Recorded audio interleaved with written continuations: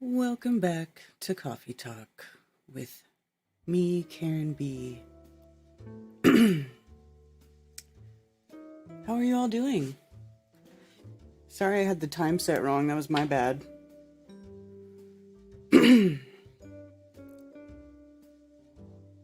But technically, because the time did go back an hour, I don't sleep that extra hour. I'm still getting up at the same time.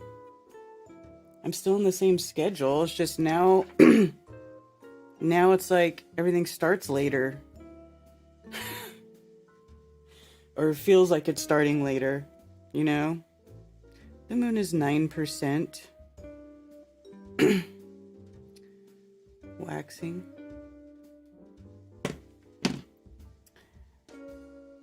So, I'm the leprechaun wears me gold. Brian, what's going on with you today? Hi, Cammy. Did someone hit the wrong button? No, I selected the wrong time, I guess. Dionysios. Stephanie, good times for all, plain and simple. Mark Wood.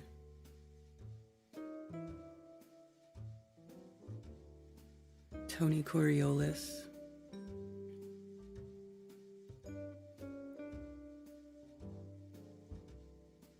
I thought it may have been a whole swarm of hummingbirds this time. That makes more sense, Cammy. What? Oh, you mean the cicadas. In AZ, we don't change time for anyone. I wish we would all stop changing the stupid time. This is standard time, by the way. Falling back is standard time. This is what the time should be. Like, if you don't change the time from now, this would be our regular time if we stopped doing the stupid clock back and forth thing.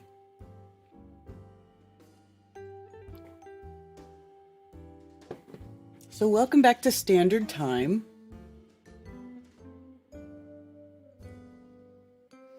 Dean and Brian are planning on adopting a kid together. Is that right, Tommy? Hi, Jana. Liz, the Iron Maiden. How do I feel about melted castles? I don't know. Are they made of chocolate? I like chocolate. I would like a melted chocolate castle. I'll eat it with ice cream. This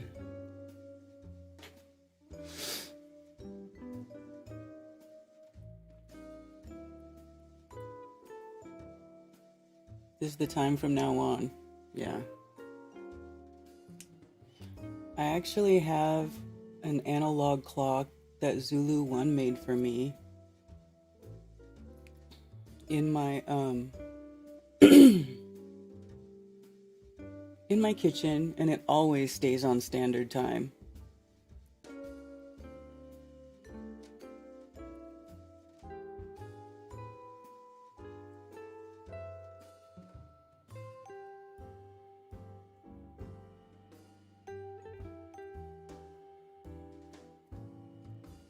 Always on standard time.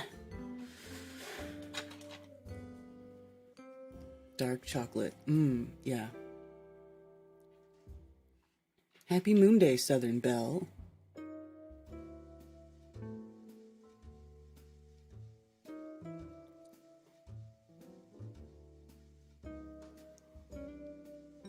Yeah, you know what's funny? Bringing up the melted stuff.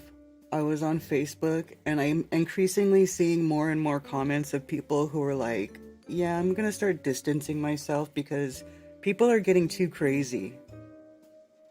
You know, like flat earthers and their crazy wild theories about their made up, stuff have gotten so wild that it's actually pushing people away. Which is what I was saying what would happen.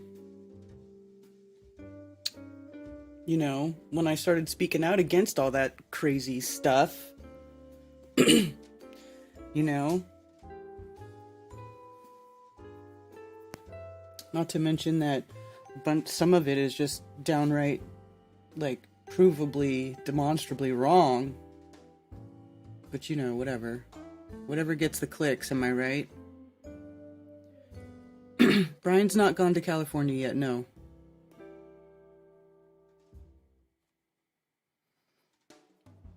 Your Rockfin channel went away? Brian's Rockfin channel is gone? Did you really do that? Oh, okay. Hot chocolate made from dark chocolate is such a delicious treat. Actually, when I was in Italy, I asked for hot chocolate at this place that we were at because I really wanted hot chocolate. And that's like what they gave me, was like melted chocolate.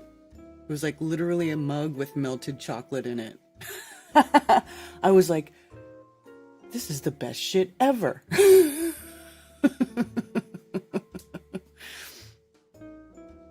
It was the best. I was like, oh my God, this is great. How come it's not like this in America?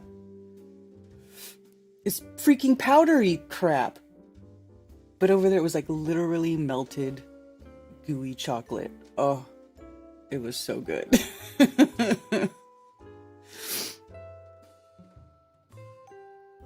All your channels are up. Okay, my kitchen clock is always on standard time too, an hour earlier than now. Yes. This page isn't real. We'll help you make it back real quick. What?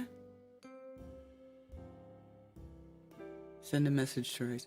I like to drink hot white chocolate. Really?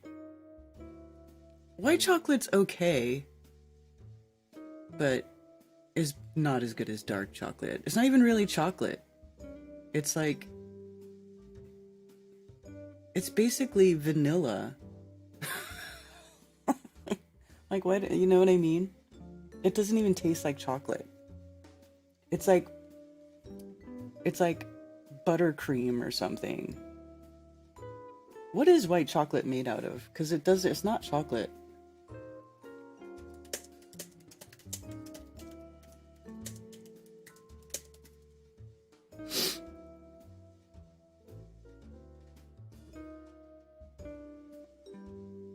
What is white chocolate and what is it made of? Let's find out, shall we? I never really looked at this because I was never even a fan of it, so I didn't even care. Is white chocolate... Is it really chocolate? White chocolate is an intensely sweet confection that is enjoyed on its own or as an ingredient in desserts such as cakes, cookies, and more. For the naysayers, yes, white chocolate is really chocolate. Its main ingredient is cocoa butter, which is fat derived from cocoa beans. Okay, so it's cocoa butter. That's why they call it white chocolate. In the United States, white chocolate must contain at least 20% cocoa fat and at least 3.5% milk fat. White chocolate is made of cocoa butter, sugar, milk, solids, vanilla, and a fatty food additive called lecithin. The main difference between white chocolate and dark milk chocolates is the white chocolates doesn't contain any of the cocoa solids, the non-fatty parts of the chocolate in its rawest form. This means two things. While the other types of chocolate are caffeinated, the trace amounts of caffeine in white chocolate are so low it's considered caffeine-free. White chocolate contains a much higher butter content than milk. That's why it tastes buttery to me. Content than milk and dark chocolate, so it has a lower melting point. Okay. So it's cocoa butter, but it's not cocoa.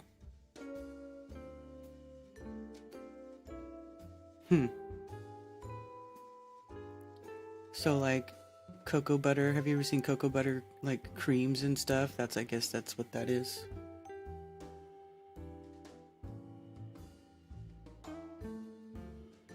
From D's butter. It's icky.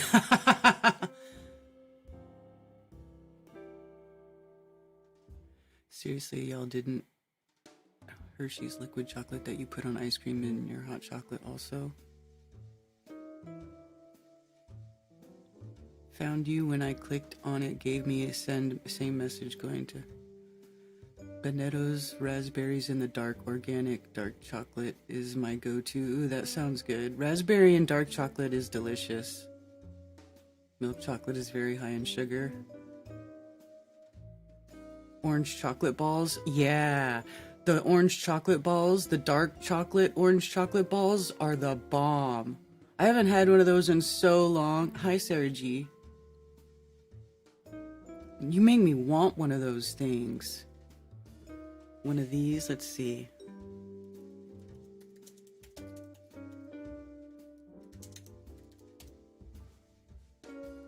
These, you gotta get the dark one. The dark one. This one is so delicious. $3.99.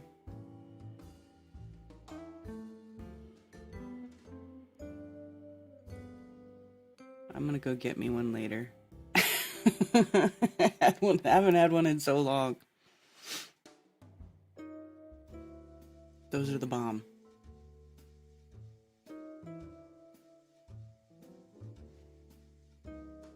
Alright, I need to take that off screen or I'm gonna have issues.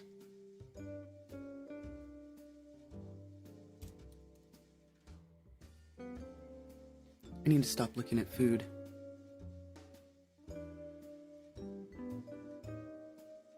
Regular chocolate is made with cocoa butter too, no? I actually don't.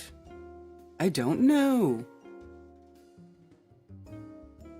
Hi, Spicy Sarah.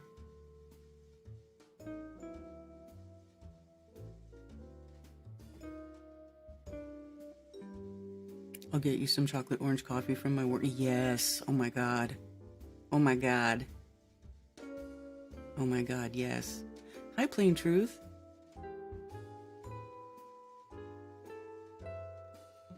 The vanilla fudge. You probably could make regular chocolate with cocoa butter. I mean, why not? I'm not a chocolatier, although I'm starting to consider maybe trying it. I'm not a chocolatier, but maybe we could try.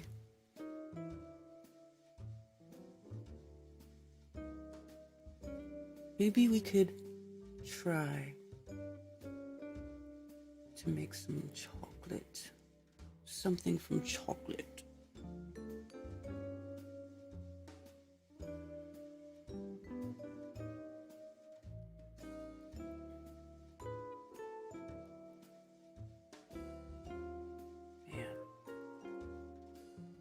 Really should not be talking about food.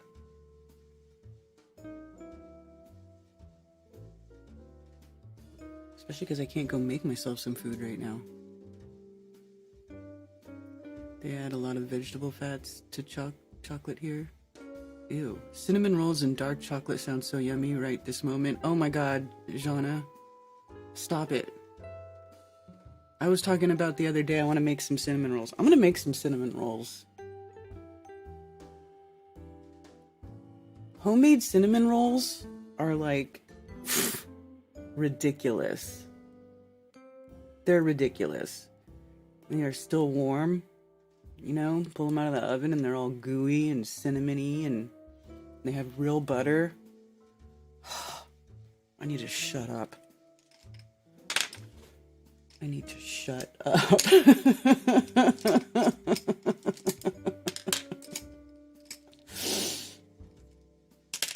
Ugh.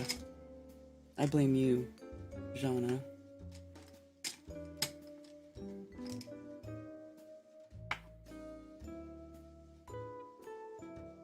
Josie is requesting to hang with you. Oh, I love Josie. She is the sweetest thing. Gravy is gooey. Haven't had sugar in forever. Last night had to make brownies from scratch. Ooh, brownies are good too. Brownies are a classic. I love brownies. I love double chocolate where you put like some kind of chocolate chunk or chocolate chips in the brownies. I could go for a Stroop waffle and some Italian hot chocolate right now. Oh my god, Tony, totally. That sounds so freaking good. Boozy baked French toast casserole. Oh, Sarah, the other thing that I was thinking about making that I haven't made in a long time is bread pudding. Bread pudding. Do you know how good bread pudding is? Bread pudding, when you use like some like really nice either like brioche bread or buttery croissants. Yes. And then you get some bourbon. Oh my God. We have to have a bread pudding the next time we do something. Brian snorts sugar. He loves it so much. Tommy is definitely telling the truth. Right now. Tommy be telling the truth right now. Brian would mainline sugar, probably, if he could. He'd just be like injecting that shit.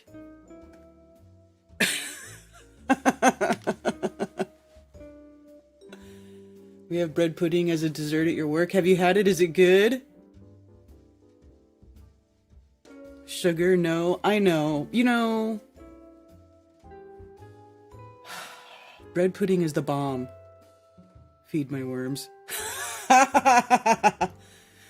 Listen, if you don't eat sugary stuff like all day, every day, it's okay to like splurge with a nice homemade dessert, you know, once in a while. Why not?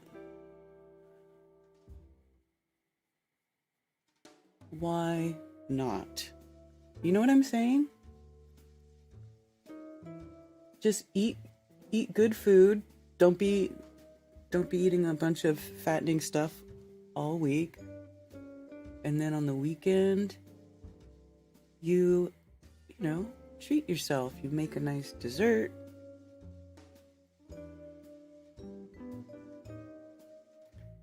It changes every few weeks. Dark chocolate with fig and raspberry sorbet. Bread pudding?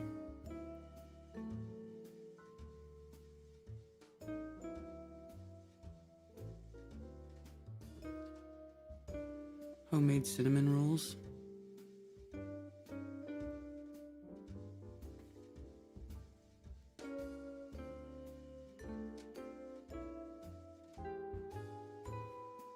Let me check the other chats and make sure I'm not neglecting any chatters. Mr. Foot Big.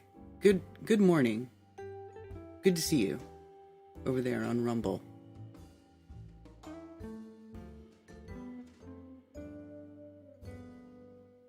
You've gained 35 pounds. Trump?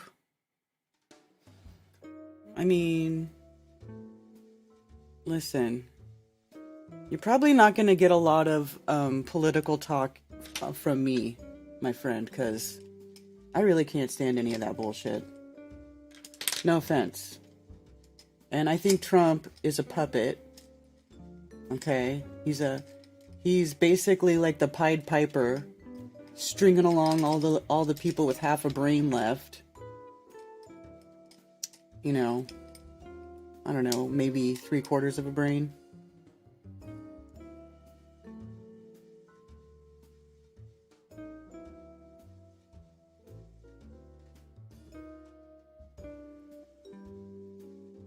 But, you know, it's like no matter what, you know who wins the election? Israel. You know, until they start getting these,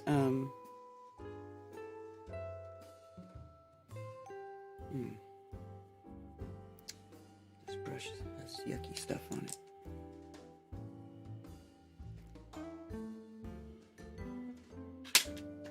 You know, getting these creeps out of our government.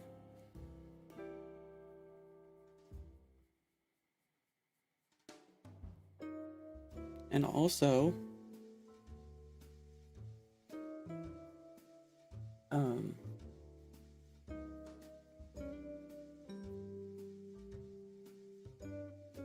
it's time to people start realizing we don't live in a democracy. It's supposed to be a constitutional republic.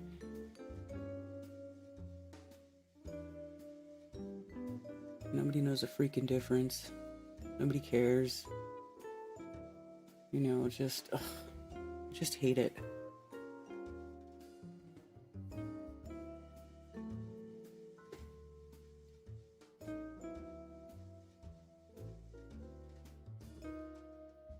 I watched a documentary about sugar being programmable matter. Well, what do you mean by programmable matter? Because if you think about it, all matter is programmable, right? Like, what about your intentions with the water? In the whole rice test, does that mean that water is programmable matter? And then Ben talks about how he thinks that's like the salts that are in the water or the minerals that are actually the ones, the thing that is being influenced by memory and our emotions and our words and stuff. So is salt and minerals, or are salt and minerals programmable matter?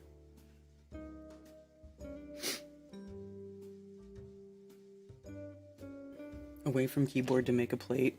Hello, funny.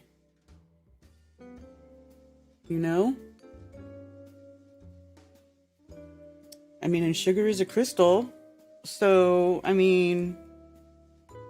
she's not wrong. And in that case, if it's programmable, it could be good or bad, I guess, right? Depending on what your intent is. That's why homemade stuff is so good. That's why homemade food tastes better. Because it is no shit made with love. You know what I mean? You make it with the intent that it's going to be good, it's going to taste good, and it's going to nourish your body. It's going to satisfy you. It's going to make you happy. Right? At least when I make food, that's what I'm thinking. Right?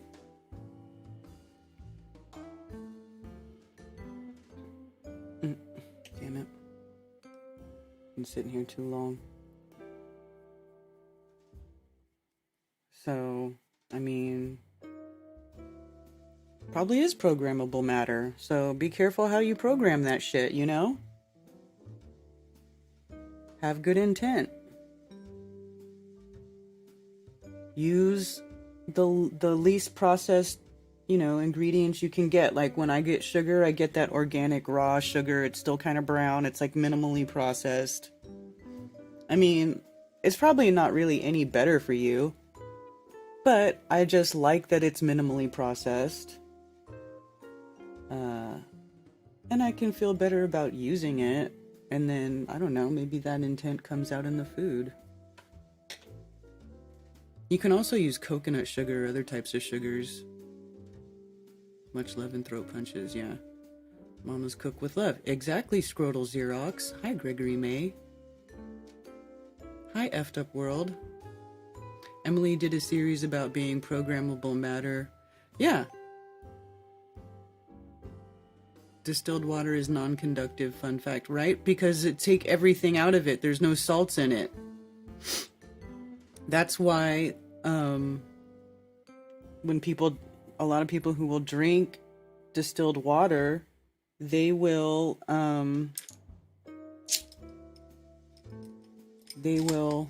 put some salt in there. Put some sea salt. Whatever kind of salt you like. Redmond salt. Himalayan salt. Just salt. Are you having pea soup? That's hella funny, Richard B. Date sugar? Oh, I've never had date sugar. Yeah, no bleach and raw sugar. The color's still there. Yeah, organic cane sugar. I thought matter was inanimate until I discovered that telekinesis is real. Now I have no idea what is going on. Trevor 7, right? It's like programmed. That's what I'm saying. Like, it's programmable matter. Some of these minerals could be, to an extent.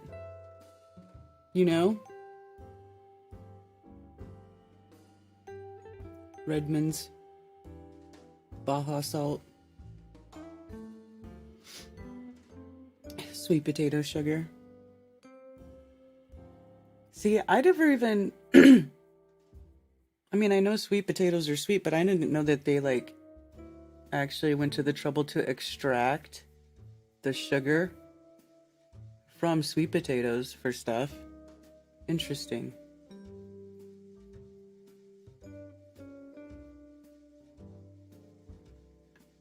Huh.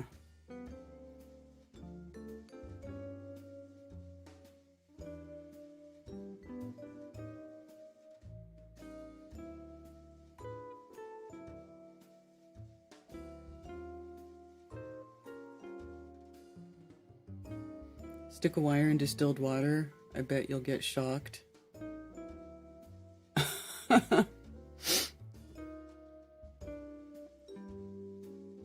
Well, I don't think, how do they make recycled sugar for coffee balls and Mars bars?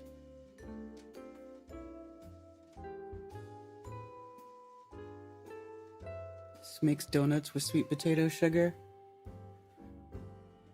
So, like, is there a benefit to using these other types of sugars over cane sugar? Is it just like people want to say, oh, this is better for you because it's sweet potato sugar? I mean, is anyone actually really, like, any better? I mean, I know, like, sometimes I'll use monk fruit sweetener as, like, a supplemental sweetener and stuff that I bake, because it's supposed to not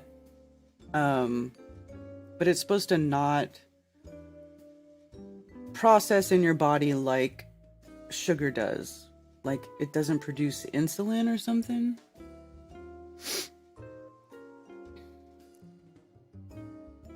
She was on Shark Tank. Agave raw sugar is good too. But what's the benefit? Is there a health benefit?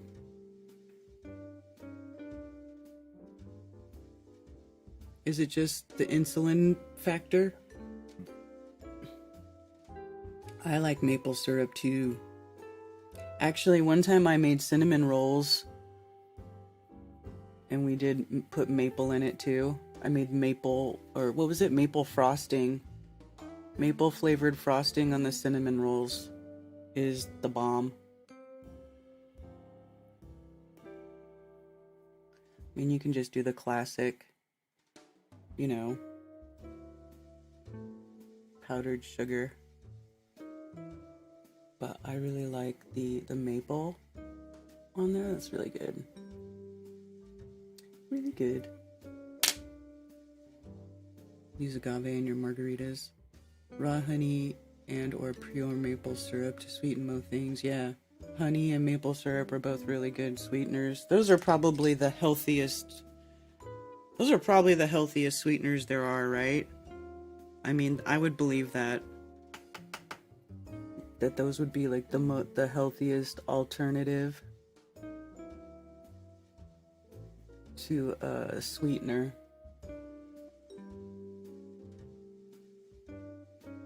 I feel like that's believable. That would make sense. Maybe agave too. That was trendy for a while. The agave thing.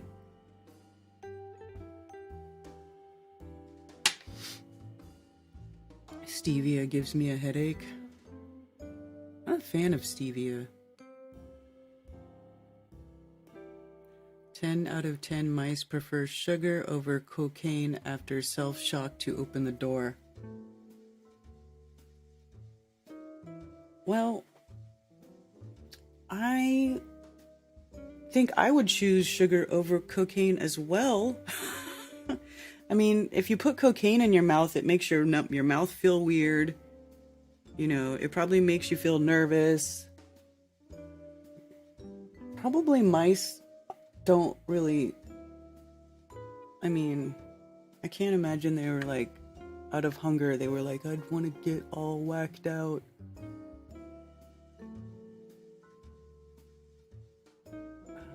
I don't know.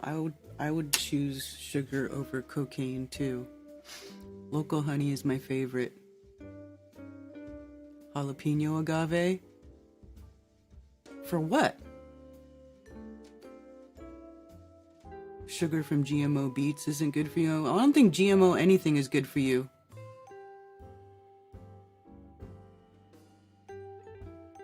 Stressing over sugar is probably worse than sugar itself. Yeah, right? I agree. I don't stress about it.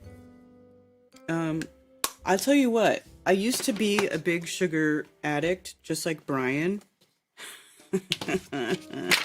Oops. I used to be a big sugar addict, just like Brian. And then I stopped eating sugar and I replaced most of my sugar intake with fat, with like natural fats, like butter, like real fat, saturated fat. The fat that they told us was bad for you for so long is actually good for you.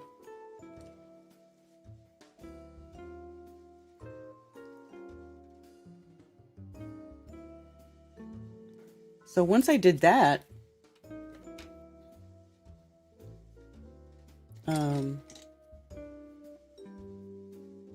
it was actually easy for me to stop eating most of my sugar intake.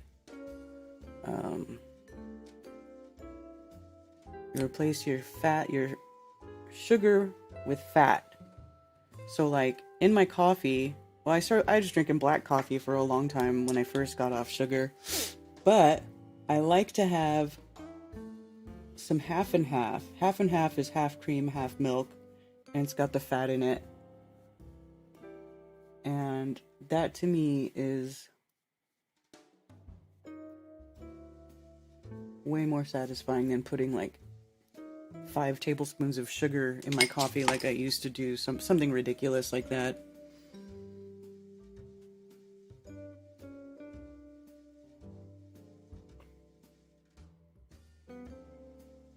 Brian is Asian. What? Beef tallow fries. The brain is fat. So many brain problems now. Realize. Yes, exactly. I say that all the time. I'm like, fat feeds your brain. You're a chocolate cake addict, Gregory? I love chocolate cake. I like chocolate anything.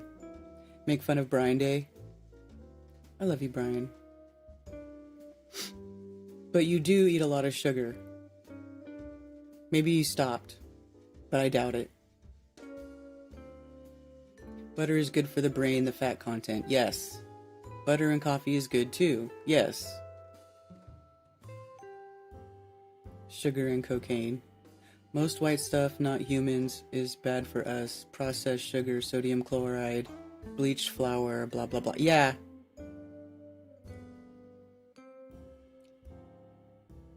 Brown sugar, sugar cane processed with white sugar. Yeah. Half and half for the coffee, yes. Keto dieters eat a lot of fat versus sugar. Yeah, Aikinator. You know what's funny? Is that's kind of the style of diet that I sort of switched to without even really thinking about it. And I didn't even really know what keto was. And then I started realizing that my diet was kind of keto-ish, in that I was, eating all the fats and, all that stuff, and meat, protein.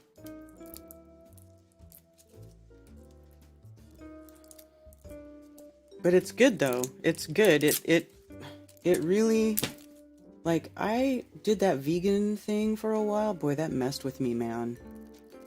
That really messed with me. That did not work out good for me.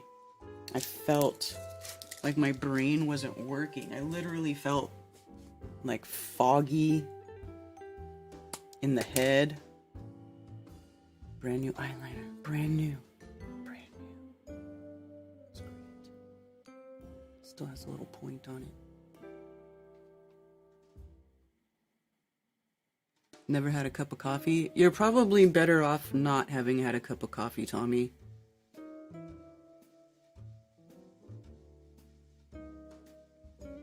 Yeah, and then they try to make you think that cholesterol is bad for you. It causes all these heart problems, and then they tell everybody to lower their cholesterol and get on these cholesterol meds, and heart problems aren't even going away, they're just getting worse. I'm very pro fatty foods. Like the steak where it has that chunk of fat on it where you cook it. I love that. Ask Dr. Law, the fat crispy bits. I love that shit. Is that bad?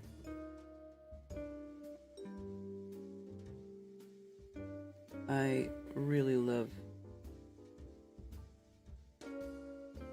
like on a ribeye,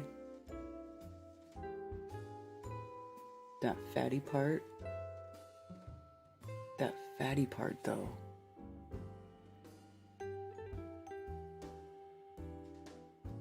Oh my god, so much food talk. I'm going insane here.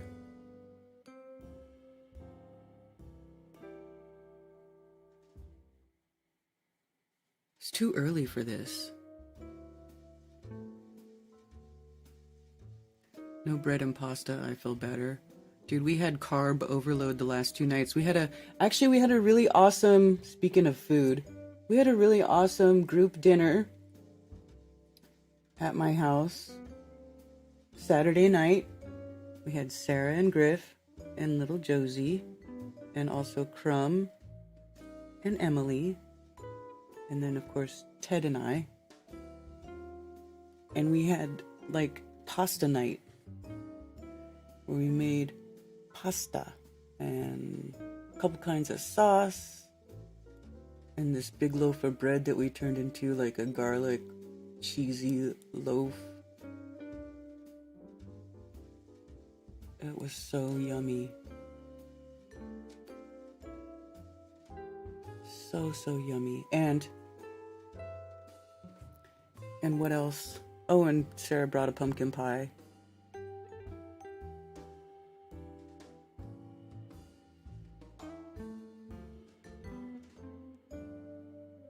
And then Griff whipped up some whipped cream. You know, we know how to do it. We know how to jazz up stuff. It was great.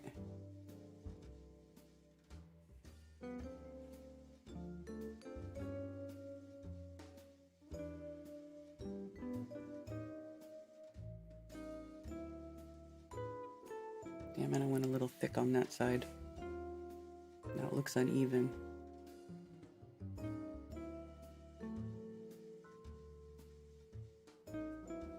All right.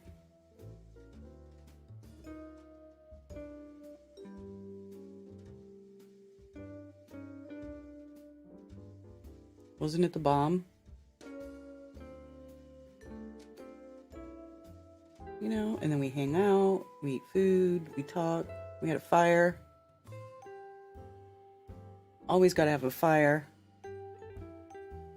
Chicken and waffles next. Ooh, that sounds good. Had a delicious burger with brisket mixed with the beef the other day. Do I love brisket? Beef brisket? Oh. Fried chicken?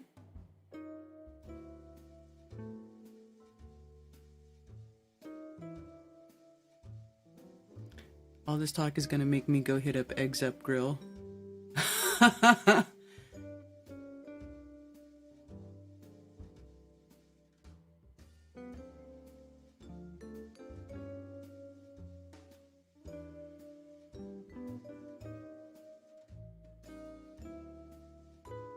Coffee in the morning on an empty stomach is good for you? No, it's not. It's making me hungry. I'm gonna drink some more.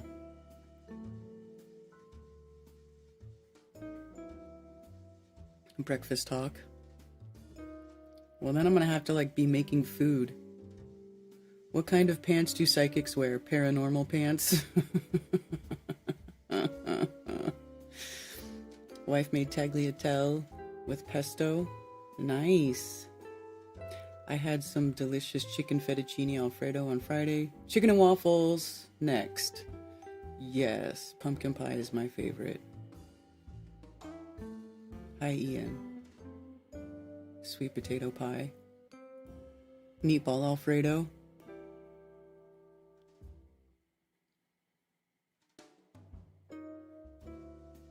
You're a chickentarian, Tommy?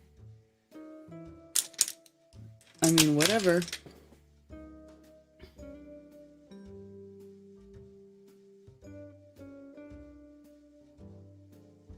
Tiramisu.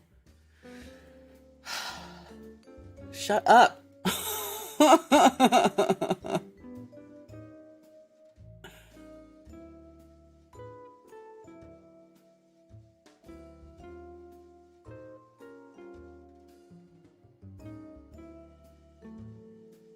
Tiramisu is delicious. I haven't had good tiramisu in a while. Not in a while.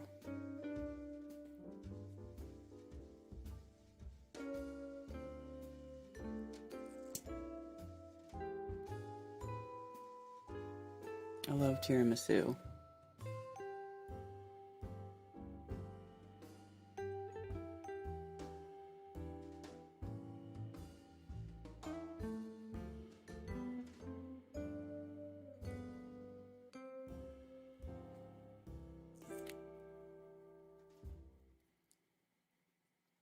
Sugar caramelized fried sweet potato for dessert. Oh, God, shut up. In the spring, we need to do that boat again. Karen and Ted needs to come. We can pull up the boat at my work for some bread pudding. Oh, my God. Oh, my God.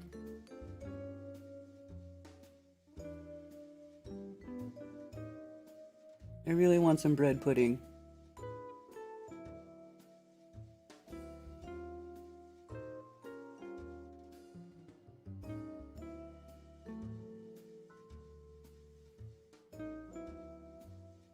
Somebody bring me some bread pudding. Please.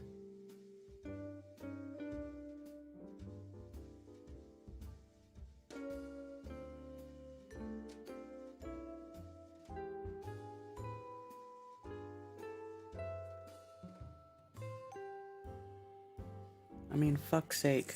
Excuse me. I need something now. I'm feeling very famished. Very famished. What I'm gonna do, I'm gonna make it through this show without bread pudding.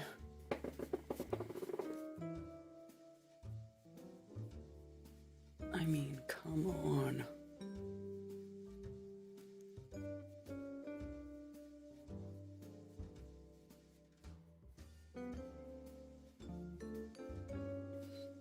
Come on.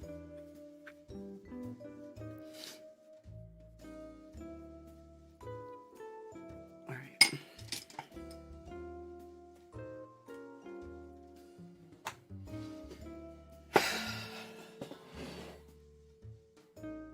I do a 24-hour fast first Monday of the month today. Enough with the food talk.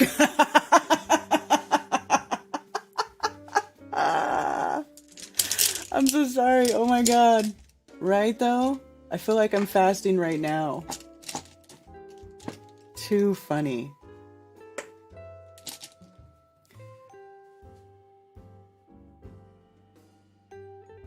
Can't talk and apply mascara. Yeah. You gotta concentrate so you don't poke yourself in the eyeball. Creme brulee.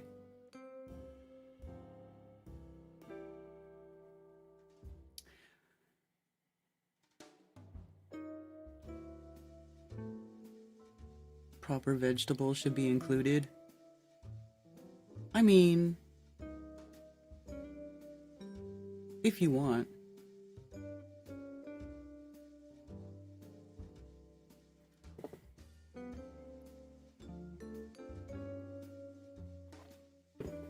Oh my God, I just looked at what's on the screen. Everything's Trump and Kamala, because that stupid thing's going on tomorrow.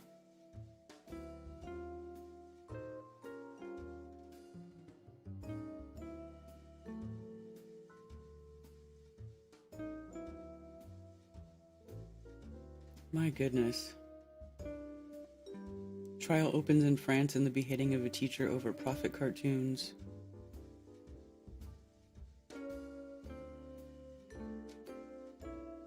Barcelona airport floods with 70 flights canceled and trains affected. That's right. Spain had major flooding last week. Israel informs UN that the 1967 agreement recognizing UNRWA is void.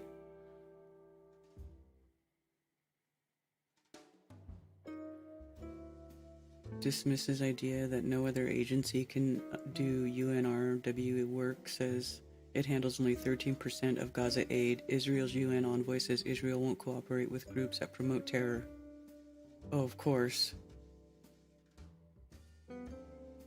Foreign Ministry on Monday officially informed the United Nations that Israel is withdrawing from the 67 agreement recognizing the Palestinian Refugee Agency UNRWA after the Knesset passed legislation to severely limit the operations of the agency in Israel on the West Bank and Gaza Strip.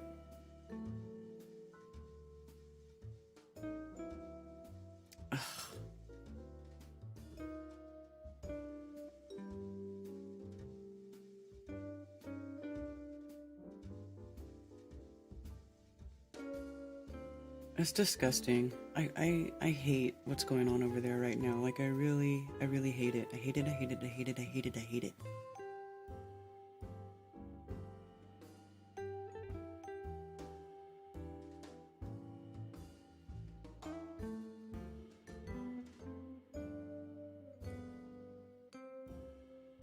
Since we were just talking about sugar, what's this say?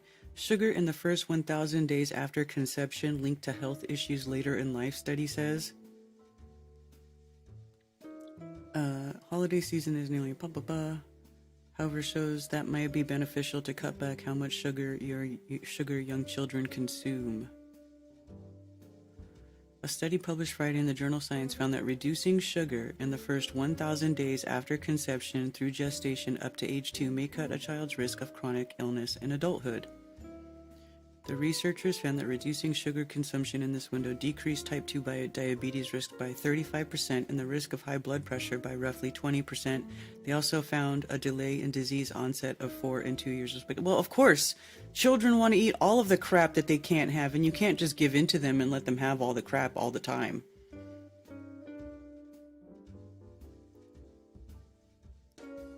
I mean, I never even had soft drinks in my house. And mine, to this day, don't really like to drink them all the time. I started getting fizzy water, like soda water, but it doesn't have a ton of sugar in it.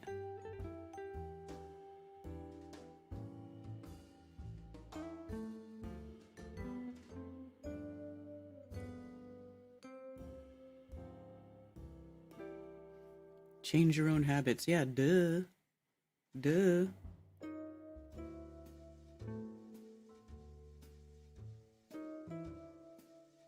Rise of young people getting cancer, huh? Wonder what that's about. James Van Der Beek, Jenna Fisher, and the rise of young people getting cancer. Patrick Dempsey reveals even he gets nervous for cancer screenings. Gee, why would they be worried about that? James Van Der Beek has colorectal cancer, a shocking, scary diagnosis for anyone, and 47 years old is especially young for such a condition, right? Not exactly. Colorectal cancer is one of 17 different types of cancer, rising for Gen X and millennials, according to American Cancer Society research published earlier this year. Breast, liver, and ovarian cancer are also rising. But what about the American Cancer Society? Don't we donate millions of dollars to the Cancer Society every year to figure out how to end this stuff? And it's only getting worse and younger? How could that be? Young celebrity after celebrity have recently announced to have or had cancer. Jenna Fisher, Olivia Munn, Princess Kate, Elle Macpherson, the list goes on. What's going on? There's no exact cause known for the rise in cancers among young people, according to experts, but researchers are trying to figure it out. They must just be baffled.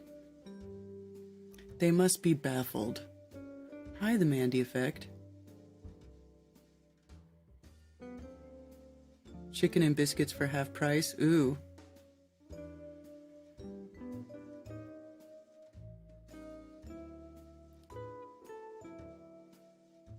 Chad is really messed up today.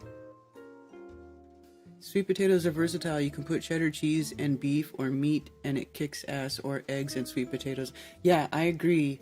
I love sweet potatoes. I like to include them with like other potatoes too, for like a hash, for like home fries. You know, I cube them up and then I'll roast them off in the oven and season them. You know, that's like one of my favorite things to do, and then put cheese. Yeah, you can make sweet potatoes savory or sweet. I actually like taking the sweet potato and making it spicy, putting like chili powder and cayenne and doing the savory, spicy sweet potato. I like that. That's my favorite. Better than all the sugar.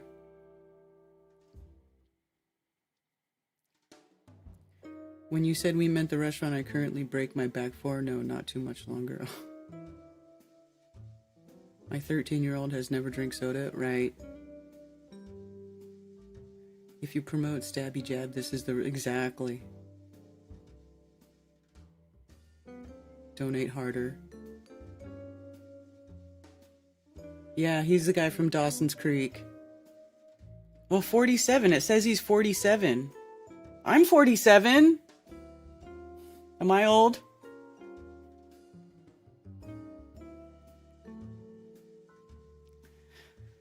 So, anyway, doctors are baffled. They don't know what's causing all this cancer. They're trying to figure it out. The best bet for a health-conscious person is fine-tuning diet and exercise routines, staying up to date on screenings, and listening to your body and going to regular doctor's appointments. Oh, are you going to add getting all of your staying up to date on all vaccines? Screening will vary by age group, but given the higher incident rate in young people, would that mean earlier screenings may be necessary? We're not at this point recommending that everybody who's 30 go out and get screening tests. Blah, blah, blah. People do have symptoms, they don't write it off as other things. Out of the blue. When Marshall, a self-described old oncologist, first started his career, no one under the age of 50 sat down in his clinic. Now they make up about half of his patients. A significant portion are in their 30s and 40s with colon cancer. Out of the blue. Out of the blue. Where could that be from?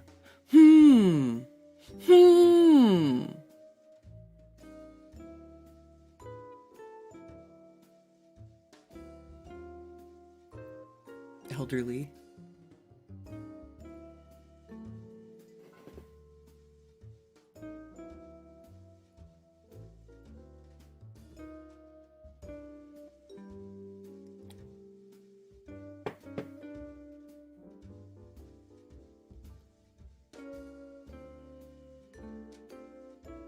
Raised by gypsies, hello.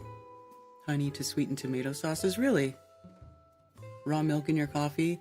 See, but I don't drink enough raw milk to like have raw milk and have it keep in the fridge. Like it would go bad before I actually used it.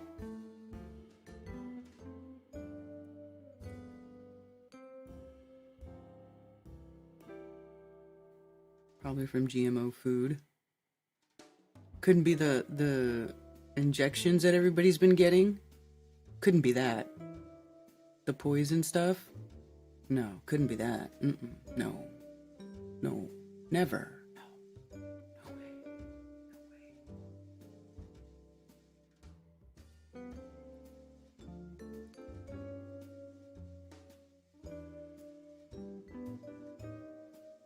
No way. Oh my goodness. A leading theory behind the incidence uptick is all the changes in our microbiome over time, the environment, air, water, etc. A lot of folks suspect that there's early life exposures that may have something to do with our water supply or our food supply. Oh, shocking. Marshall wonders, is it our water quality? Is it food processing? All these factors have potential consequences for our health beyond cancer. But cancer is drawing attention given its grave nature. When we look at the general population trends, it's almost impossible to say if it's factor A or factor B or even factor A and B, adds Dr. Mike Vershawski, a family medicine physician and health influencer. Oh God. It's usually so complex and multifactorial. Still, he thinks one of the major drivers of cancers, especially ones that are susceptible to it, come from the rising rates of obesity in the States and across the globe. You could just say plain, across the plane. Abizaid adds, when you change somebody's diet dramatically or change the population's diet dramatically in such a short period of time, we haven't adapted to that in the way our body reacts. So, wait.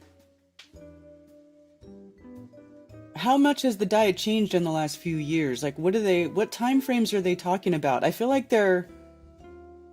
Ugh. Come on. People have been eating processed food for a long time, and and the cancer rates are going up. They just figured out how to make it worse. How'd they make it worse? How'd they make it worse?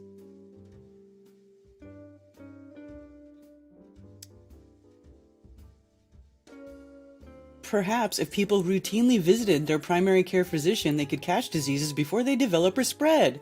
More than 3/4 of Americans put off important... Why? You know why? Oh, they're probably doing this because nobody wants to go to the freaking doctor anymore. Nobody wants to go and be inside of a hospital anymore. After the last 4 years, are you kidding me? Nobody wants to go there anymore. And they're like, well, you should go see your primary care physician and get screened for the possible early cancers that you probably have, though, that we gave to you.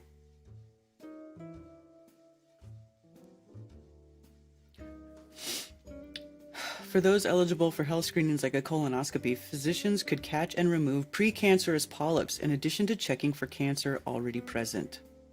A lot of these procedures that we do in an office setting are not just preventative, they're proactive. Okay. Jenna Fisher, 50, said in an Instagram post sharing her breast cancer journey, "My tumor was so small it could not be felt on a physical exam. If I had waited 6 months longer, things could have been much worse or it could have spread. Or if you had not gone to that machine where it squishes the ever-living shit out of your breast and it popped the protective sac that your body probably had already built around it, was already doing its job to take care of it, then you probably would never have even known." Oh, Katie Quirk, colon cancer awareness, breast cancer diagnosis, and became... fuck all that.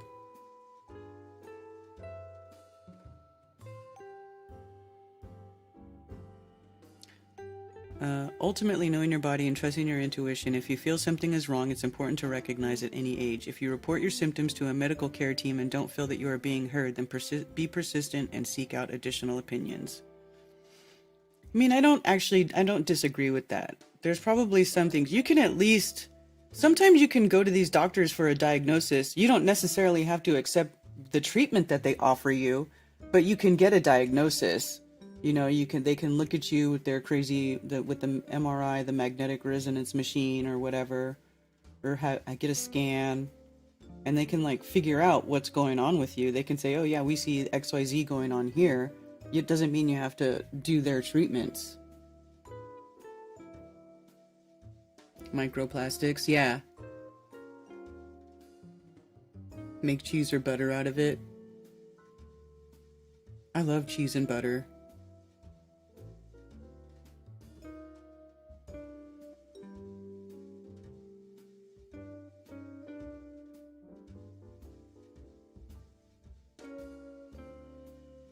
Glyphosate, yeah. I'm healthier now since I quit going to the doctor, right? Hey Karen and my fellow nerds, what's going down? What's up, 13th Apostle? Lots of ways to detox and stay healthy. Exactly, Ian. XOXO Nico, hi. Benjamin Balderson, hail. Happy belated birthday. Remember, primary care physician and angel dust have the same name, PCP? Oh my gosh. That's funny. What happened to weaving spiders? Where are they now? I think they're just taking a little break because James and his wife, Rachel, are having a baby. James and Rachel are having a baby. Got 2 cheeseburgers here for breakfast. Nothing else but coffee with heavy cream. In my last 40s. I'll be there in a couple years.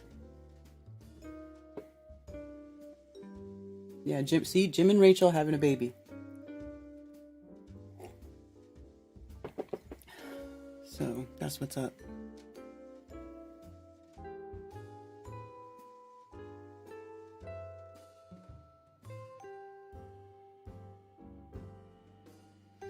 Dave Hinkle, hey, you're on cook with pasture-raised tallow with butter as a spice.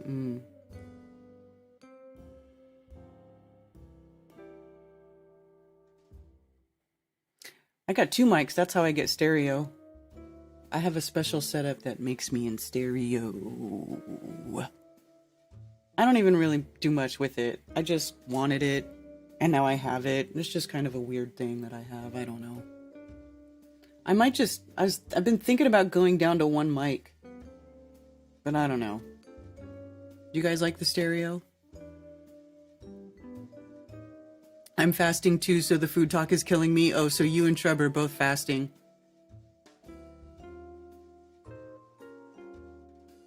Do we really believe Magic Johnson had HIV and lived this long? No, but this is cancer that they're talking about. But yeah, that's a good point. Magic Johnson having HIV. Like, clearly that was BS, right? He's like the magical HIV person. Just like Stephen Hawking was the magical ALS person, right? Had ALS for all that time, but then didn't die. Supposed to kill you in a few years, but he lived like 50 years with it. Like, it's all BS. It's such a scam and a lie. It's a lie. It's definitely a lie.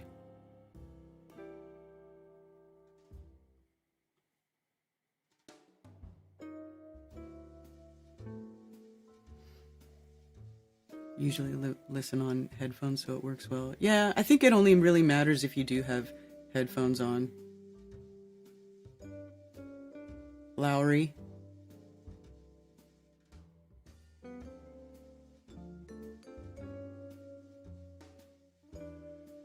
Last day of my 30s. Spicy Sarah. But think about it this way. You look amazing. You have a beautiful little baby. Like, life is good. His name is Magic. Hey, Thunder Chicken.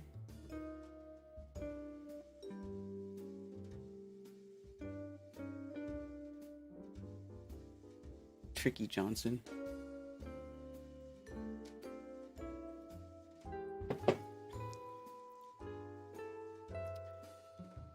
Yeah, I don't know about their cancer and their whatever.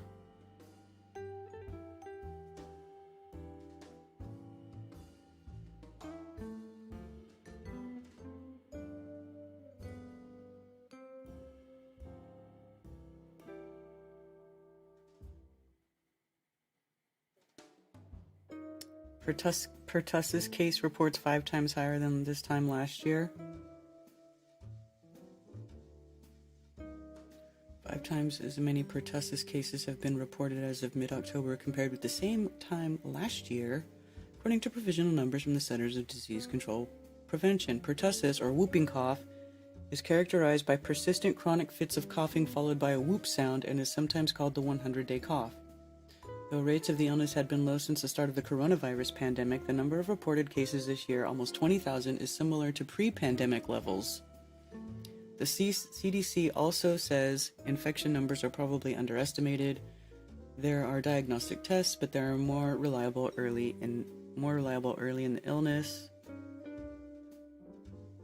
Antibiotics can be effective in treating the disease, but should be given early on. By the time pertussis presents with a persistent cough, it can be too late to test for or treat. By the time pertussis presents with a persistent cough, it can be too late to test for or treat? What does that mean? A pandemic-related decrease in pertussis vaccination rates and waning effectiveness of the vaccine may be factors in the rise in cases, the CDC said. My eye is watering. 2 versions of the pertussis vaccine are licensed in the United States. Pediatric DTaP and adolescent adult Tdap are both combined with components that protect against diphtheria and tetanus. A series of 5 boosters with DTaP vaccine is given to babies and young children up to age 6. According to the CDC, DTaP protects against illness in 98 out of 100 children within a year of their last shot and 7 in 10 children 5 years later. The Tdap vaccine given to those 7 and older protects about 7 in 10 people in the first year and about 3 or 4 in 10 people 4 years after the vaccination. At a recent Food and Drug Administration meeting, experts stressed the need for a new, safe and effective pertussis-containing vaccines that increase the duration of disease protection. Ugh. Okay, well, it doesn't say it's deadly. And I don't know why they have to combine it with tetanus. Tetanus is crap. Crap.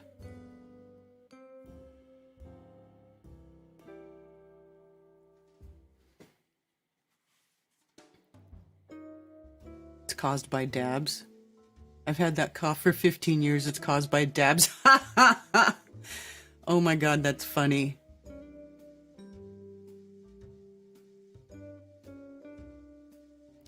Just in time after the selections for destruction and distraction. Had an issue with my pancreas that looked like a gluten allergy, but was not. So, what did you do? Did you fix it with diet? Not my baby, that's right, Spicy Sarah. Not your baby. And she's like perfect. Absolutely perfect.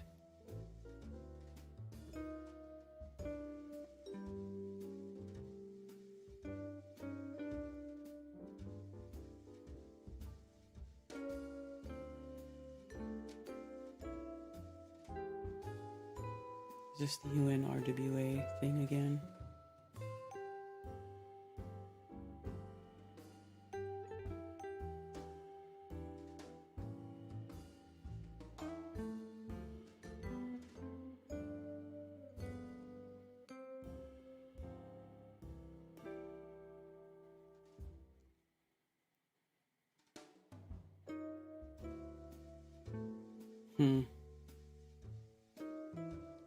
And then they've been giving polio vaccines to the children in Gaza, which is mind-blowing to me. They can give them vaccines, but they can't get them out of there and stop blowing them up. Like, what is this ridiculousness? Updated 1 hour ago, so they're still doing it.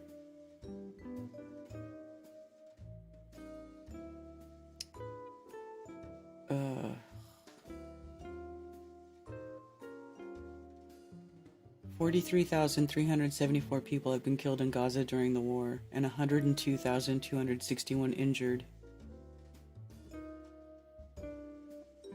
2,986 people have been killed and 13,402 injured in Lebanon.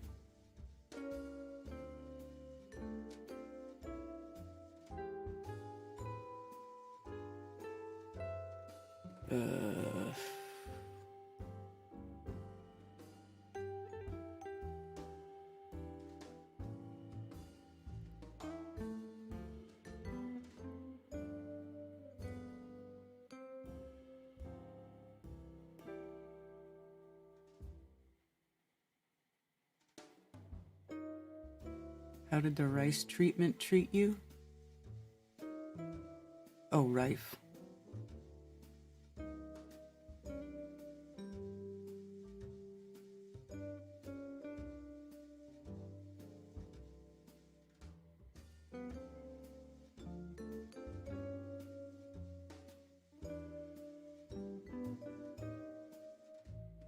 What are you talking about, Brian?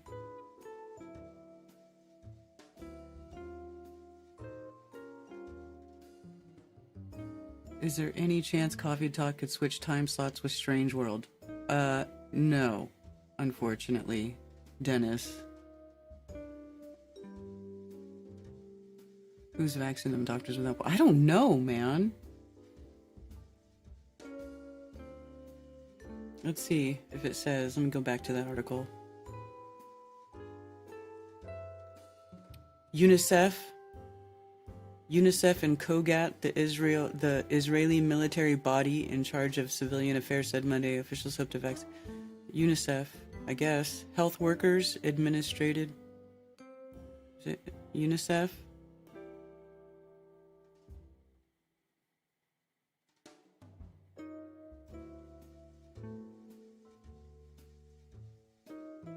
Is the spokeswoman from UNICEF talking about how they hope to vaccinate 90% of the children this week. Children in the north, which is where they're trying to infiltrate now. They're trying to go in the northern Gaza and destroy that part too now. So, makes sense that they would go start giving the children stuff there. Talking Goat with Adam Sandler.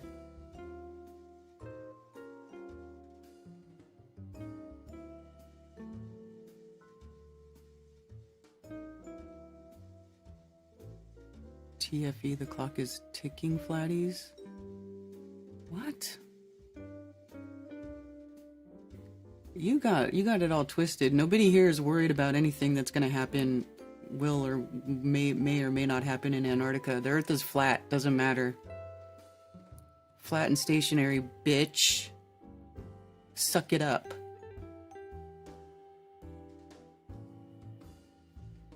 Get over it. Stop crying about your stupid ball.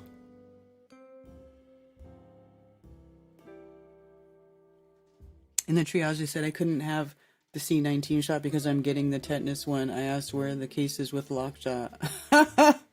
You regret that last tet shot? Really? Maybe one day UNICEF will get into the junkyard business, but until then, huh?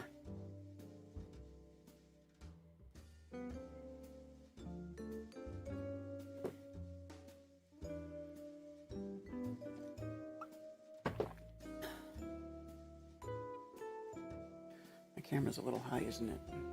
Lower it, sorry. My bad.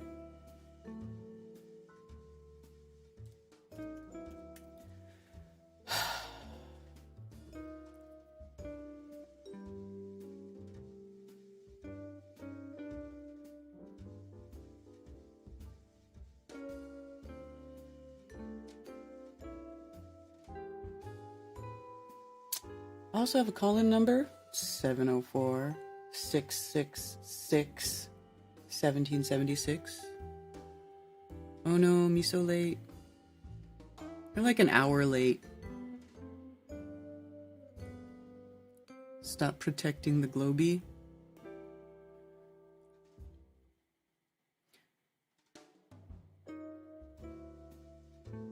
It caused crippling 500,000 children, right?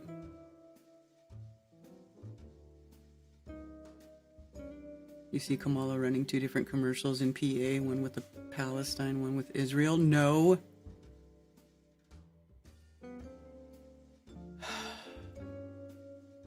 You guys want to watch some political ads?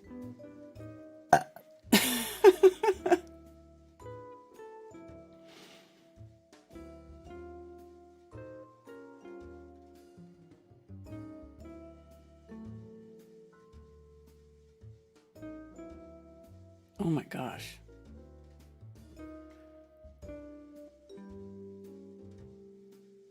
Why is James O'Keefe on the New York Times? This guy is so phony. He's a fucking scammer. Thank you for calling Coffee Talk. You're on with Karen B. Hey, Karen B. It's Tony Coriolis. What's up, Tony?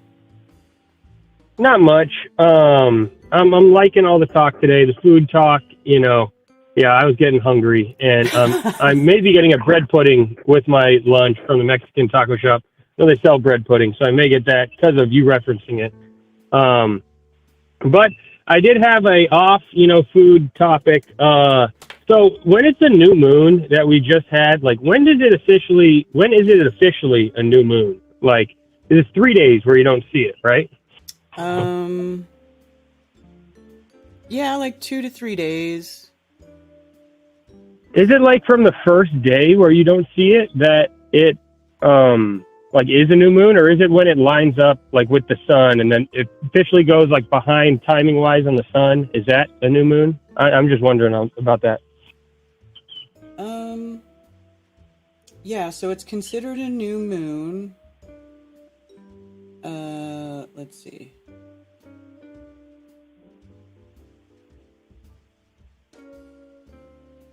At 0% on this app. Well, wait a minute. Yeah. It actually doesn't switch to a new moon phase until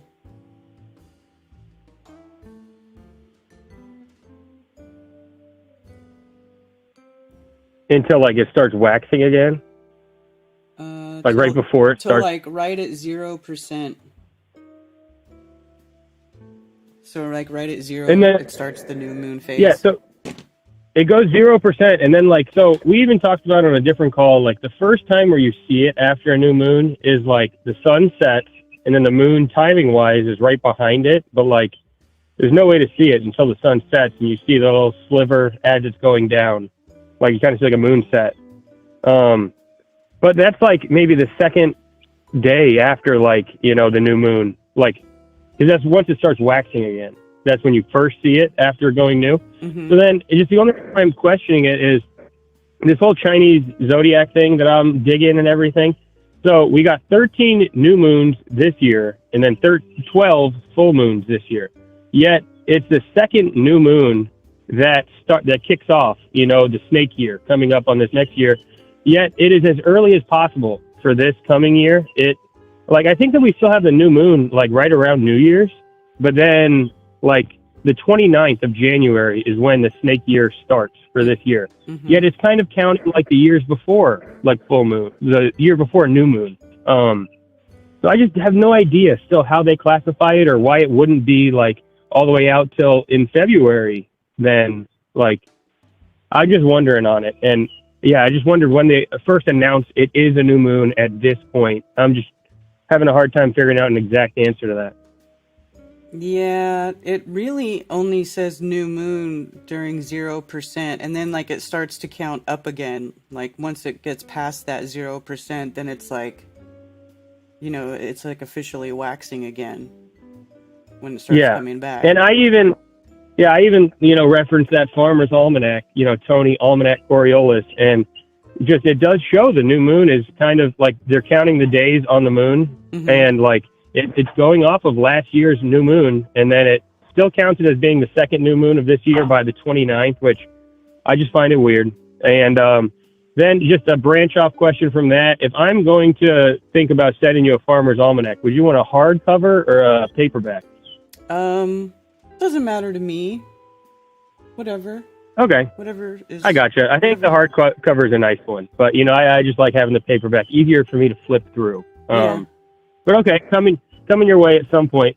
And then lastly, I wanted to say how Aurorian said about that tetanus shot that he like regretted. So I'm kind of into this stuff. I'm enough into it to be Tony Coriolis, and I slipped up. Okay, I had that car accident in March, and then my parents, you know, they definitely, I'd classify them as kind of sheep. They're not, you know, called into flat earth shows or even no flat earth or anything. But then the guy in the hospital comes in, and it's within an hour of me getting into the hospital, ready to give me the tetanus shot. And I'm like, no, I don't want any part of that. So then my normie parents ended up, you know, kind of convincing me like, oh, it's just tetanus. And then I find out after the fact it's a Tdap. It's like 3 shots in one. So just kind of spreading awareness on that, because even me, I'm into this stuff. I know to avoid it, yet I got kind of tricked into getting it. The guy was saying it's just tetanus, and turns out it's not just tetanus. So the medical stuff is BS, and just spreading awareness on that, I got tricked, and I'm pissed about it after the fact. But yeah, I didn't even know. Yeah. Yeah. Do you know you know what the tetanus shot is for? It's like for some like rare bacteria. And they say you get it, like it grows on rusty metal. So that's why they say if you like step on a rusty nail, there's that old, you know, the people who say, oh, you need to go get a tetanus shot or whatever.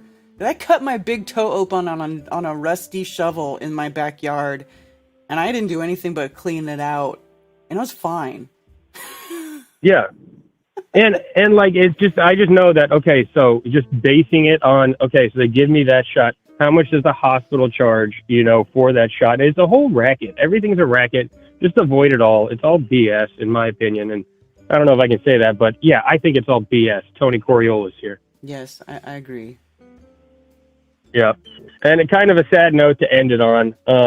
But okay, sparking it back up with, I did find, you know, I just had the thought of searching on Amazon, water monkey, since I'm a water monkey. I found some guy. Yeah, I found some guy who like, does like, I don't know, it's kind of like I got something from Alan Marcus. He has like he sells, you know, these stickers and stuff. He kind of has like a little shop that you can go to through his website or whatever. And I got like a Weaving Spider shirt and everything and some stickers from him and stuff.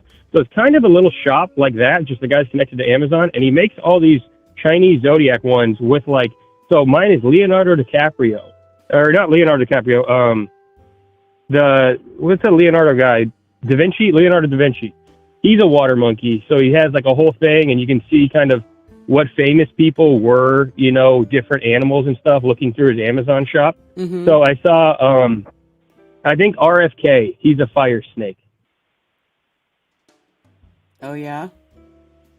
Yeah, RFK, and then another fire snake was this lady, Mary Shelley, who wrote Frankenstein. I don't know what any of the significance is, but yeah, what's even the significance of Frankenstein? Why does everyone talk about that's just a story, but it's I don't know. really caught on. Frankenstein. But that's like those Frankenstein movies. Like I have Mary Shelley's Frankenstein, and I used to like those cheesy Frankenstein movies. You know, I Really? don't know. I thought they were just funny. Yeah, I never really cared for him personally. I always thought, what's the big deal with Frankenstein? But that's cool. You actually have her book. Yeah, she's apparently a fire snake. Cool. Yeah. Well, all right. Yeah, we had a tournament, so I'm nail dragging my ball field. Thank you for taking my call. Peace out, Flat Gang. All right. Later on, Tony. Later. Too funny. I'm a wood tiger, and I am hung like Tiger Woods. Tommy, shut the fuck up. Just shut up.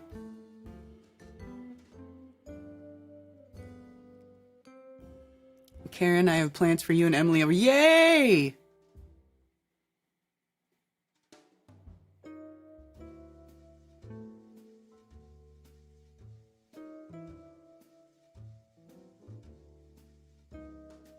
Yeah, all that stuff, you don't even need those. Zero.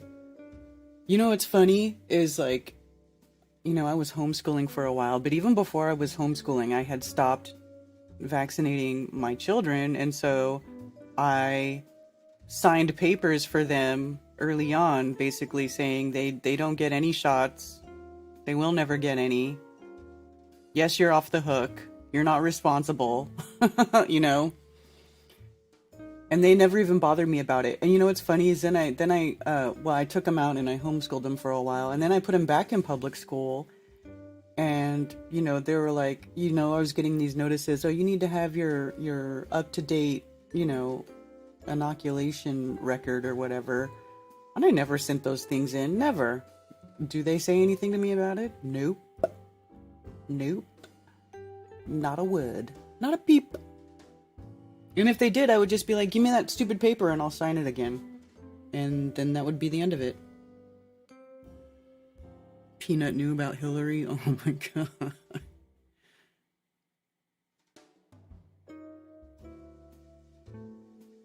Peanut knew about Epstein.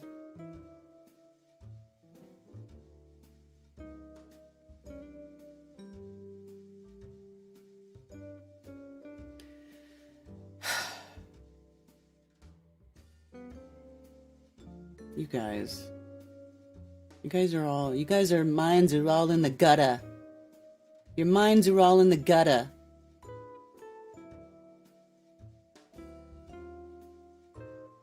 Same here, they never say, right? They never say nothing.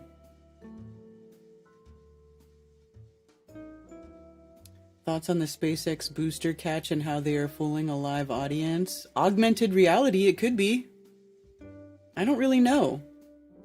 Yeah, I got a lot of subscribers after I made that SpaceX video, and then like they're starting to drop off, probably because they realize I don't really care to have back and forths, like debates with trolls about SpaceX. Like if you believe in SpaceX and you believe that Elon is launching his penis rockets to go to Mars, well, have fun with that. It's okay.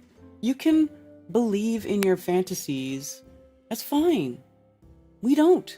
Well, I don't, anyway, so... Do you know about the new cosmology app software debut on events made by Journal of Geocentric Cosmology? No. No, but I'm interested.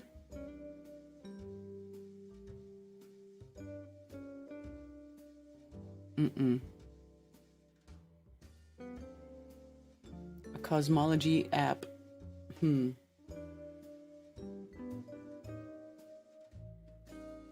It's an app, Stellarium Skyview, but on flat Earth. Well, I mean, technically, Stellarium is a sky view from a flat Earth. They just tell you It's a globe. But it really is just the same thing.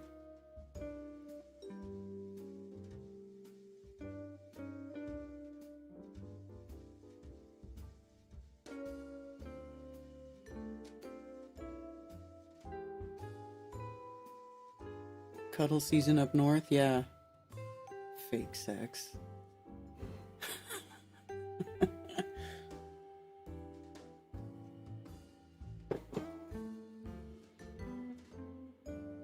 Oh, I see some interesting things on space here.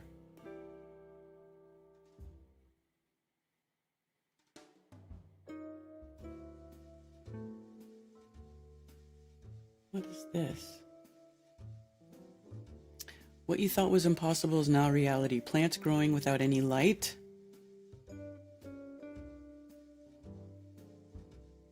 From photosynthesis to electrosynthesis. What makes you think photosynthesis is not electrically an electric process either?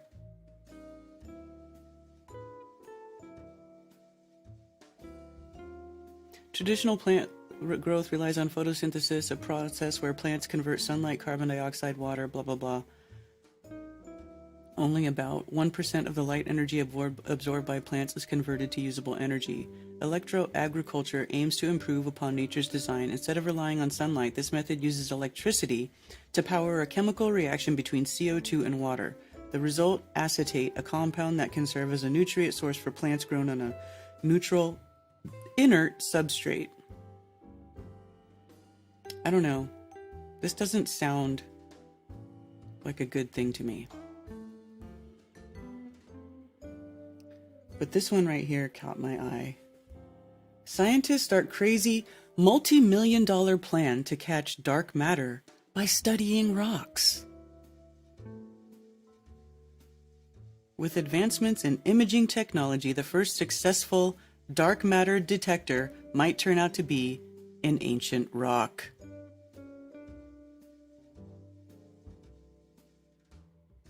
Look, space art. The visible universe, every potato, gas giant, steamy romance novel, black hole, questionable tattoo, and overwritten sentence make up just 5% of the cosmos. What? The Virginia Tech-led team is hunting for the rest of it, not with telescopes or particle colliders, but by scrutinizing billion-year-old rocks for traces of dark matter. How do they know it's billions of years old? In leading a transdisciplinary team from multiple universities on this unconventional search, physics Patrick Huber is also taking an unconventional step from theoretical work into experimental work. With support from a $3.5 million Growing Convergence Research Award from National Science Foundation and a separate $750,000 award from the National Nuclear Security Administration, Huber is building a new lab in Robeson Hall to test dark matter theories and see what else might come to light along the way. Wow, $3.5 million plus $750,000, so $4 million. Over $4 million this guy's getting to look for dark matter inside of freaking rocks! How come I can't get that kind of deal, man? What is this? This is, talk about money laundering scam. Look at this guy. He's so happy. Yeah, I'd be happy too. Dark matter is super dark. Oh my god. This is Sci-Tech Daily, you guys. Scientists can only infer dark matter's existence because objects in the universe fall faster than they should around the center of galaxies. Oh, because you're observing weird lights in the sky? That's why dark matter has to... Gravity from this unseen substance accounts for the extra... oomph? Unlike the bump and grind of regular stuff, dark matter is thought to interact only very weakly with other matter, imperceptible except when one happens to bump into a nucleus of visible matter atom. Recoiling from the collision like an atomic billiard ball, the nucleus deposits a spark of energy. Look at these guys. $4 million bucks. $4 million these clowns are getting to look for dark matter and rocks. Holy smokes, dude.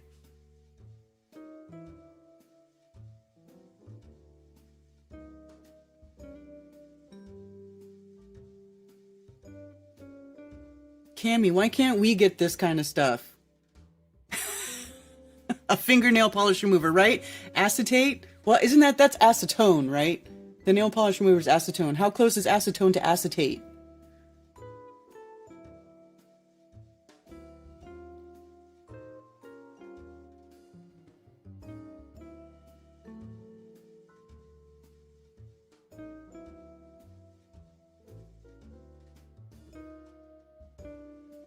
Millions of dollars grants for dark matter rocks. Yes.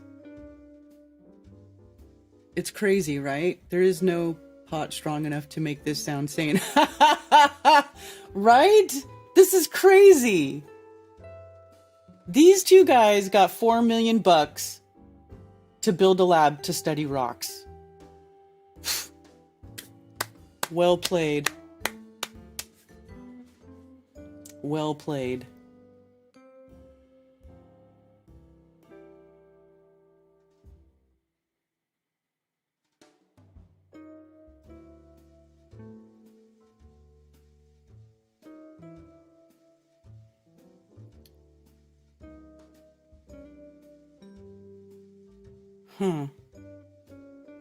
By developing and using sophisticated imaging techniques, Huber and collaborators hope to uncover miniature trails of destruction left by long ago dark matter interactions inside crystal lattice structures. Oh, come on! When a high-energy particle bounces off a nucleus inside a rock, the explosive recoil can pop a nucleus out of place, said Vasilvad Ivanov, a researcher at the Virginia Tech National Security Institute who is collaborating with Huber. The ejected nucleus and the empty gap it leaves behind represent structural changes within a crystal. We'll take a crystal that's been exposed to different particles for millions of years and subtract... Oh my god, that's been exposed to different particles for millions of years? How would you even know that? And subtract the distributions that correspond to things we do know. Ivanov said, whatever is left must be something new, and that could be the dark matter. Most dark matter experiments are conducted underground to cut back on interference from other high-energy particles called cosmic rays, but going underground presents a new set of problems. The planet pulses with radioactive background that can also jostle nuclei. University Distinguished Professional Robert Bodnar, recently inducted into the National Academy of Sciences, will be working with Huber's team to identify, locate, and characterize minerals that could serve as suitable detectors. Right. With tangible outputs from this insane research objective already proving of immediate value. Right. Collaborators will dig deeper to look closer to see if an old rock. So we're going to learn about the galaxy far, far away from a rock deep, deep in the ground.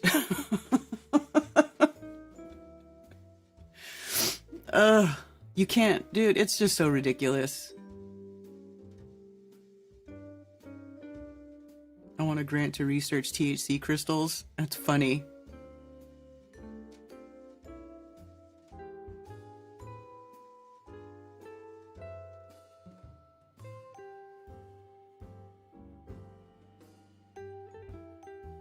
That's why these people get millions of dollars in grants. Fake. Relocated, subservient people that are proven to toe the line. That is why you and us here will never see that kind of grant money. Exactly, 13th Apostle. I mean, when I was asking that question, I was being rhetorical. Like, I know that's why. That's exactly why. Because they're not going to throw millions of dollars at you discovering actual truth. They're going to throw millions of dollars at you perpetuating their bullshit. That's what they're going to do. You know. And that's just how it goes. That is the way the world works. NASA seeks continuity in human spaceflight programs in next administration?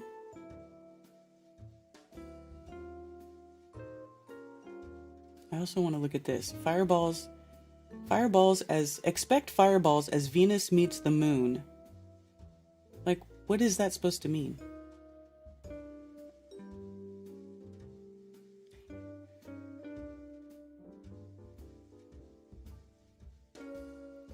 The sight of Venus and a slim crescent moon taking place after sunset for 3 consecutive evenings is the skywatching highlight this week. Today we'll offer the best sight with the evening star shining brightly very close to the moon, whose dark limb will display Earthshine delicate light reflected from the Earth's oceans and ice. Beyond that, there are bound to be some fireballs and potentially intense northern lights. If you have binoculars, then grab a last look at the comet before it leaves the inner solar system. What? With Venus now settling into its reign as a bright evening star, it's visible each evening in the west after sunset, just 10% lit tonight. It will shine below left to it will shine below left to Venus. What? After sunset, just 10% lit tonight, it will shine below left to Venus. Since the moon will be so slender and so low on the horizon, it won't be an easy sight. Happily, there are 2 more chances this week.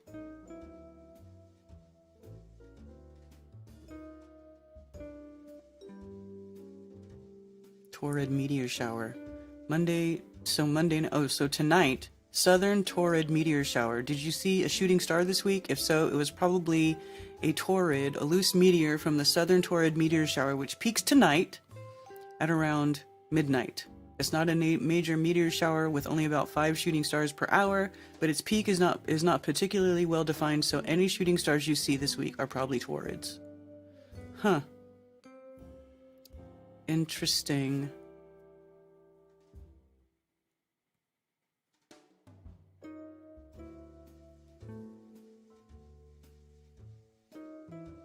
Oh my god, look at this. Look at this cheesy rendering right here.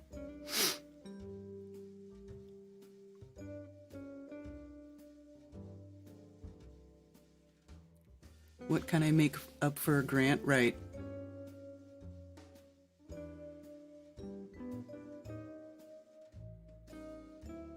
I'll be good when I'm done dealing with Texas. When are you gonna be done dealing with Texas? Carbon dating can't be done on anything past 1950 because humans affected environment. How do we know conditions haven't been altered in the past? Right. I would like a grant to deal with my whiskey deficiency. That's funny. I researched THC all day. You guys are funny. You guys are funny. Dark matter rocks are about as real as moon rocks, right? I'll pretend I found dark matter for $100. Right, exactly. I'm an earth dragon, not using the stupid globe emoji.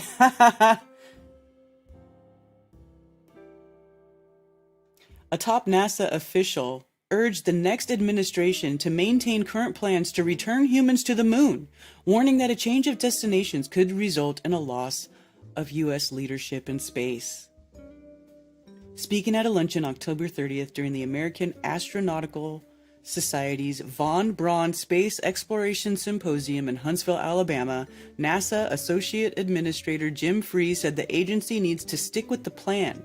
It has now, through Artemis lunar exploration campaign, to return humans to the moon as a step towards later missions to Mars. We need that consistency and purpose. That has not happened since Apollo, he said. A change such as a shift in destinations, he said, just takes all our programs back.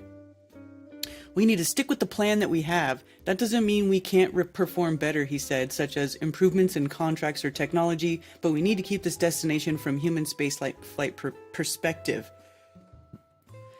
If we lose that, I believe we will fall apart and we will wander and other people in this world will pass us by. Right. Free did not discuss any potential changes he thought would be made to NASA's human space exploration efforts. NASA did enjoy that consistency and purpose during the current administration, which largely maintained the Artemis effort and its goal of returning Americans to the... This is a horribly written article. Returning Americans to the surface of the moon that was announced by the earlier Trump administration. This is spacenews.com. Horrible. Neither major presidential candidate has discussed space policy in much detail, but formal documents suggest support for continuity. The website of former President Donald Trump, the Republican nominee, refers to the party platform adopted in July that includes one paragraph on space. Under Republican leadership, The United States will create a robust manufacturing industry in near-Earth orbit, send American astronauts back to the moon and onward to Mars, and enhance partnerships with rapidly expanding commercial space sector to revolutionize our ability to access, live in, and develop assets in space. Oh my God, what a colossal black hole for money for them to dump into. Like, seriously, that's what these space programs are. They're big black hole, black ops. It's a big bucket for them to dump all their black op money into, right? Because nobody can go verify that they're doing all this stuff to go to space, right? And clearly we know they're not going anywhere. So it's just a big black hole for money. And you know, space is hard and it costs billions of dollars every time we launch a rocket to the moon. So yeah, we're going to need to dump billions and billions of dollars into that black freaking hole. Ugh. I mean, that alone should be pissing people off.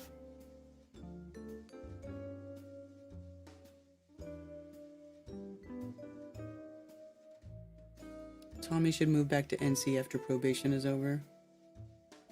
Hopefully in January. The recurring meteor shower is proof positive that we are not hurling through infinite space, right? And there's more than one. It's not even just the Taurus. There's like the Perseids, and there's one other one too. Hi, Astral Soul. Back to the moon. Hi, Chris.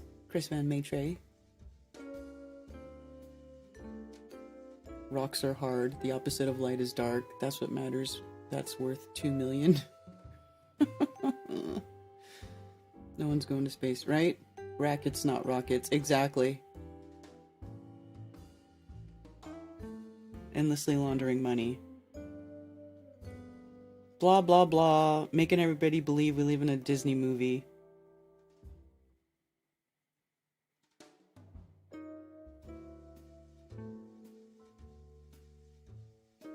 SpaceX scrubs Starlink satellite launch due to apparent rocket helium leak. Oh, really? What? A helium leak in the rocket, huh? SpaceX scrubbed a launch of its Starlink satellites this week due to an issue with one of its rockets. The company was scheduled to launch a Falcon 9 rocket containing 23 of its Starlink satellites on Sunday from Space Launch Complex 40 at Cape Canaveral Space Force Station in Florida, but SpaceX held the countdown at 2 minutes and 36 seconds due to what appears to be a helium leak. A helium leak. Hold. Standing down for helium stage 1, a SpaceX team member called out during the live broadcast of the planned launch. A new launch date has not been set for the mission. Designated Starlink 6-77. SpaceX has another Falcon 9 rocket launch planned for Monday. That's today. And the CRS-31 robotic resupply flight to the International Space Station, currently set for 9:29 p.m. on Tuesday. When the Starlink 6-77 mission does launch, its Falcon 9 first stage booster will come back down and land on the Just Read the Instructions drone ship waiting offshore in the Atlantic Ocean.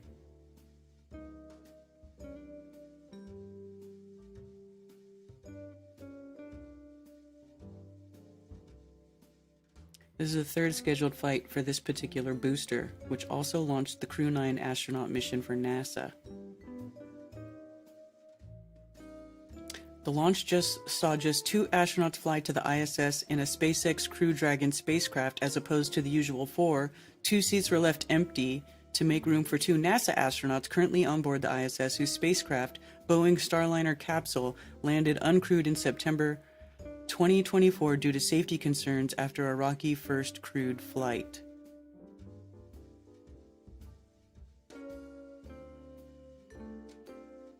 So did they rescue those astronauts allegedly? I never even saw or heard anything about that.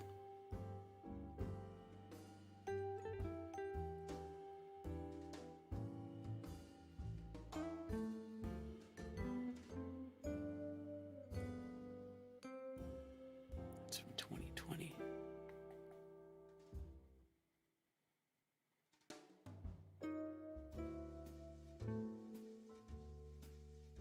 Thruster malfunction.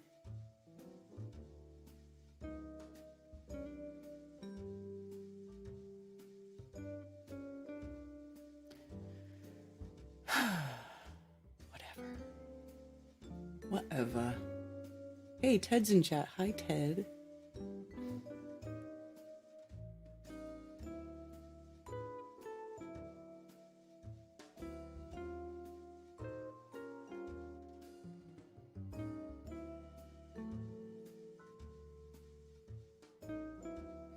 I'm coming back hopefully sooner than later.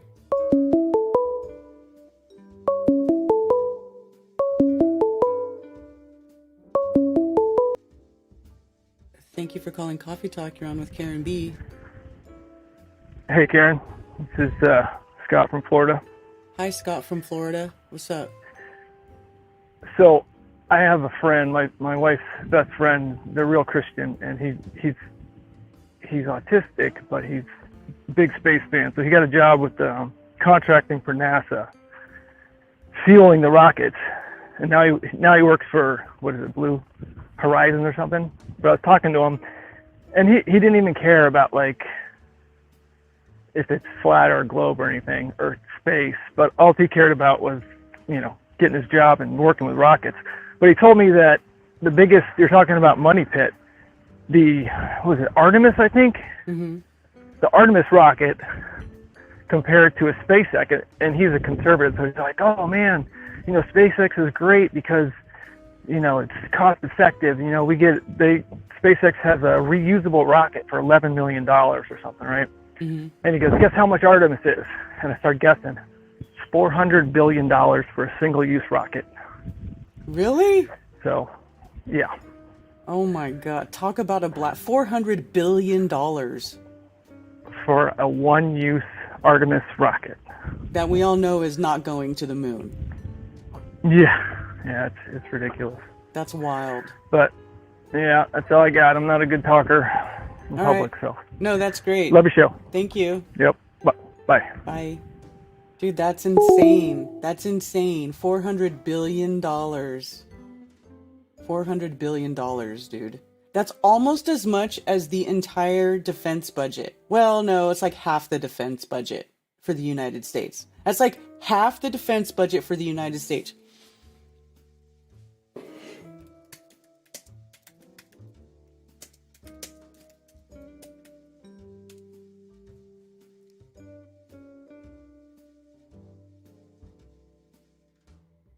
So, see? The United States defense budget is up to $831 billion. Look at how much bigger the United States is even than the next one, which is China. China, 227 billion, Russia, 109 billion. And look how much ass Russia kicks for like a fraction of what the top two are spending. Wild.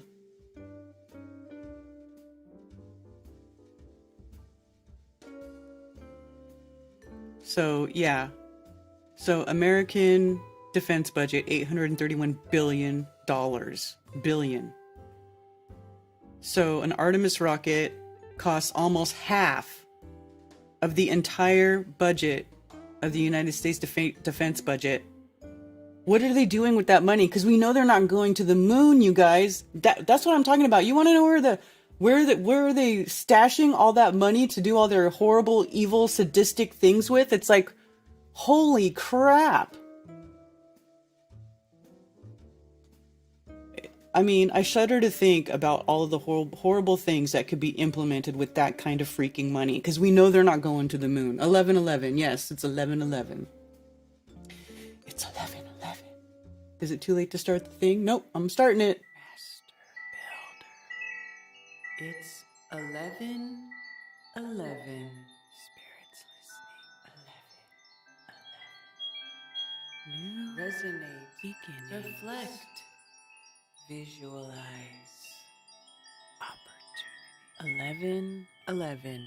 Spirit listens. Knows more than we do. Visions manifest. In mind. Manifest your reality. They're going to the Piggly Wiggly, says Brian. Have you not seen grocery prices? Yeah, right? I'm going to need to be a billionaire pretty soon to keep feeding Ted. I'm just kidding.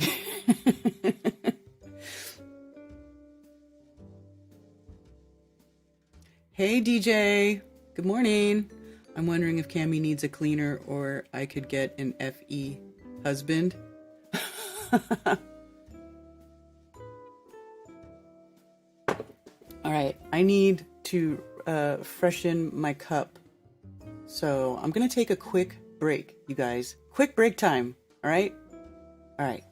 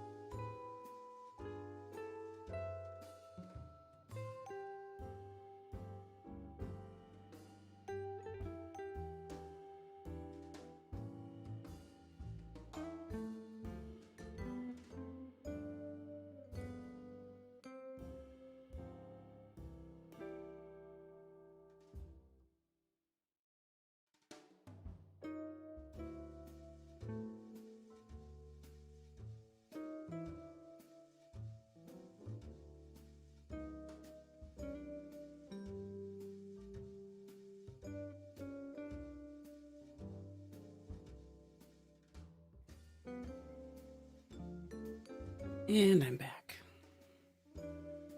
Hope that didn't take too long, but you know.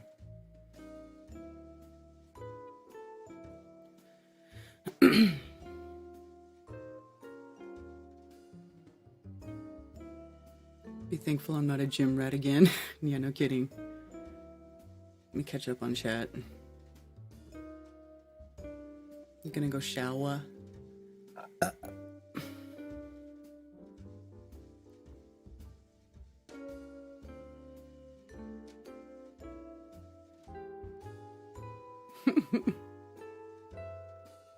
I smell like roses. Somebody in Shifty Eyes says I smell like weed. You guys are funny. Stephanie. Speaking of sugar, those fruity Tootsie Roll things are the best Halloween candy ever made. Don't even know what they're called.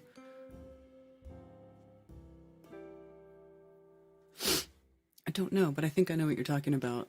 Later Astral Soul.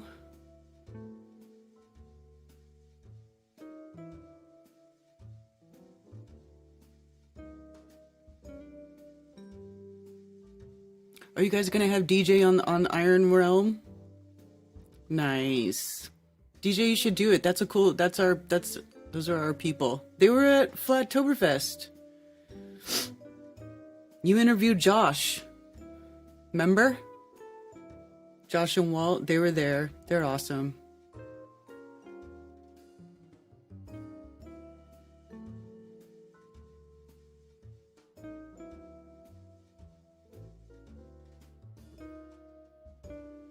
It's nice to encourage one another with hope. Yeah, see, I love DJ's positive attitude. I love it.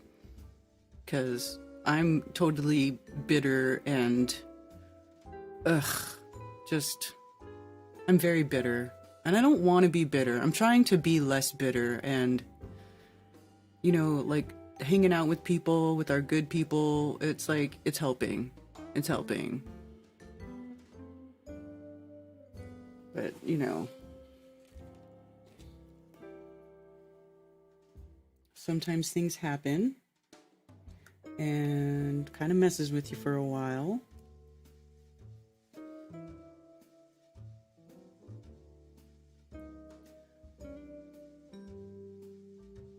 Well, Josh and Walt are truly awesome. Yes. I'm not as bitter as I was. Actually, Ian helped me not to be bitter. Ian, I need to do a thing for you. A video recommendation thingy. Because whatever you're doing with people, it is helpful. This is hard times. I know, man. Sometimes you just have to cuss, right? I feel like, man, sometimes you do just have to cuss. I probably cuss too much. I'm sure I cuss too much, but you know, it's the word that expresses the feeling at the time. You know? Sometimes, gosh darn it, just doesn't do it. Don't be bitter, be better. I actually am better. I'm not as bitter as I was. DJ has the best attitude and hair. Yeah. Hey, Chicago artist. I feel like I haven't seen you for a while, but good to see you. Overcuss? That's funny. Biscuit and gravy. Notch was such a dick. What happened?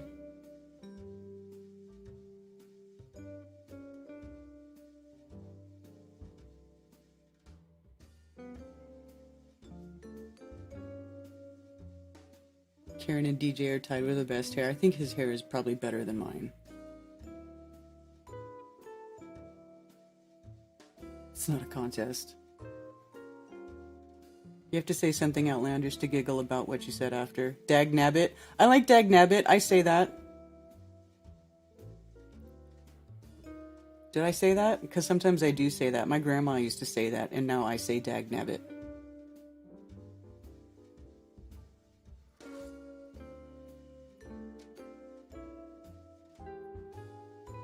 DJ says, making new friends with all of you has helped me, but I know that love wins. There's a lot of love out there and we can tap into it. You're right, DJ. You are right. Thanks for reminding us. Notch's channel has become toxic? You mean it wasn't to begin with? I'm wearing a wig. Shut up. I don't know. I don't watch stuff over there because the toxicity was like oozing and I just don't have any interest. I just don't. I just don't need any more negativity in my life. I just don't. I really don't.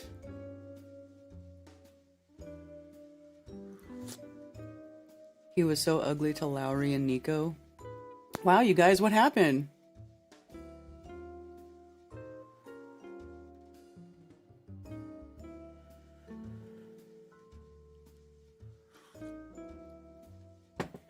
You're wearing a wig and you're coming clean? Yeah, right.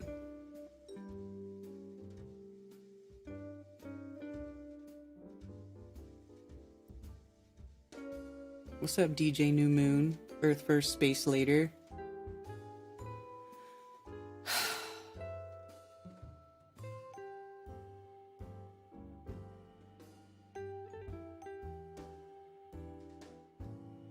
Hi, Alan Holman. It was Z that was the worst. That guy is awful too. Dude, I don't understand why people were even promoting that guy.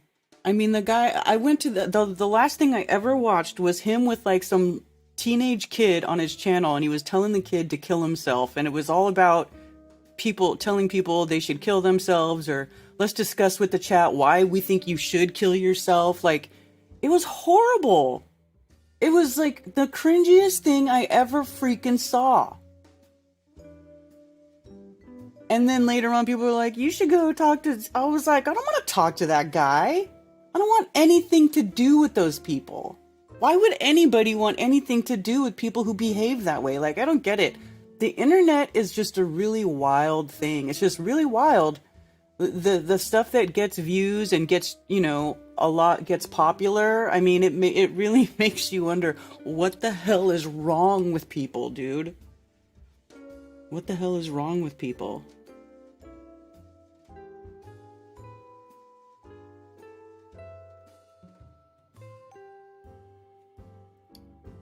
So, anyway, whatever.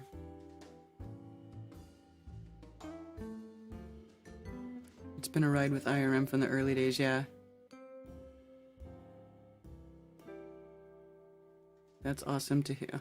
It's weird. He can be very based and also very unhinged. Yeah, I don't know. I just don't appreciate that sort of weird stuff. I don't want to have anything to do with it. It's just everything about it feels dirty. It's like the dirtiest frequency, the dirtiest energy. Like, it's the only way I can describe it. Just a filthy, dirty energy. Ugh. Like, no thank you. I'd rather go sit in the woods. I'd rather go sit on my little bench out there and watch my chickens.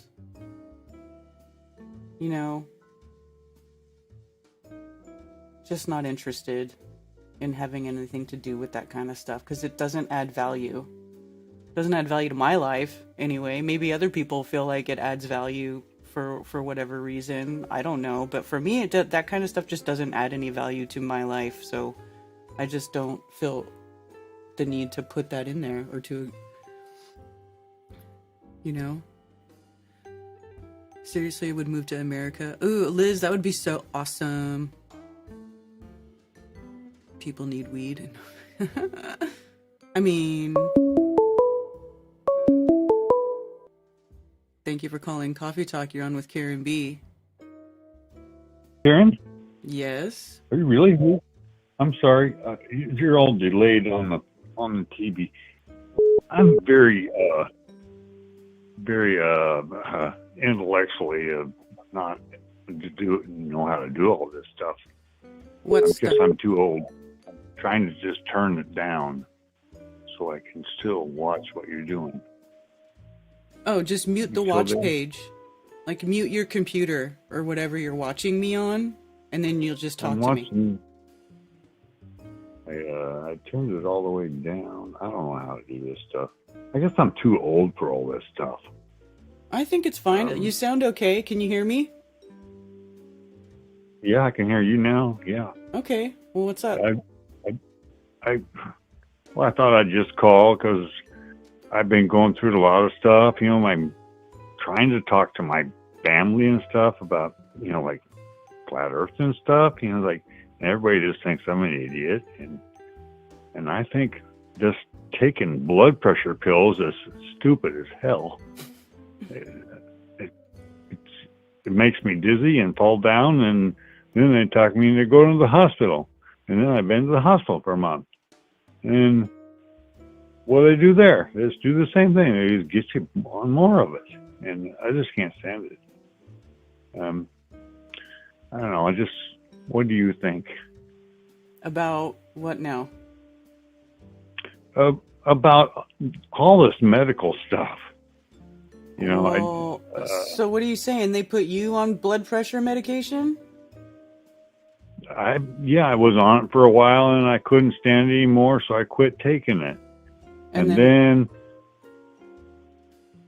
what happened?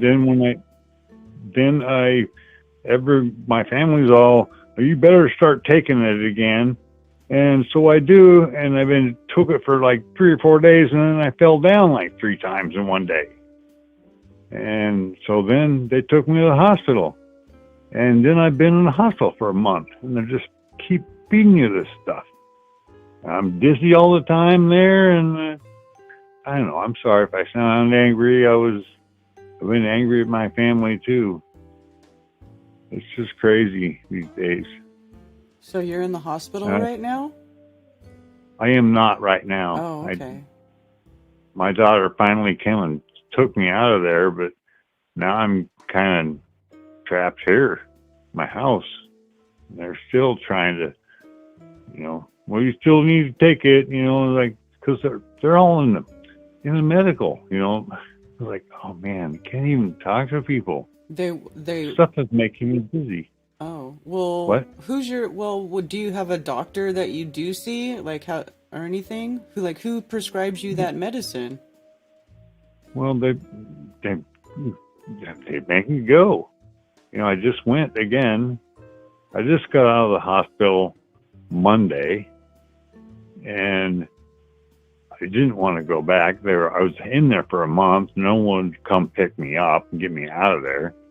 It's just crazy. I mean, you're there and you're awake all the time because there's always alarms going off. They're always checking your blood pressure, and I was like locked in my bed for a month, or like 2 weeks, I think.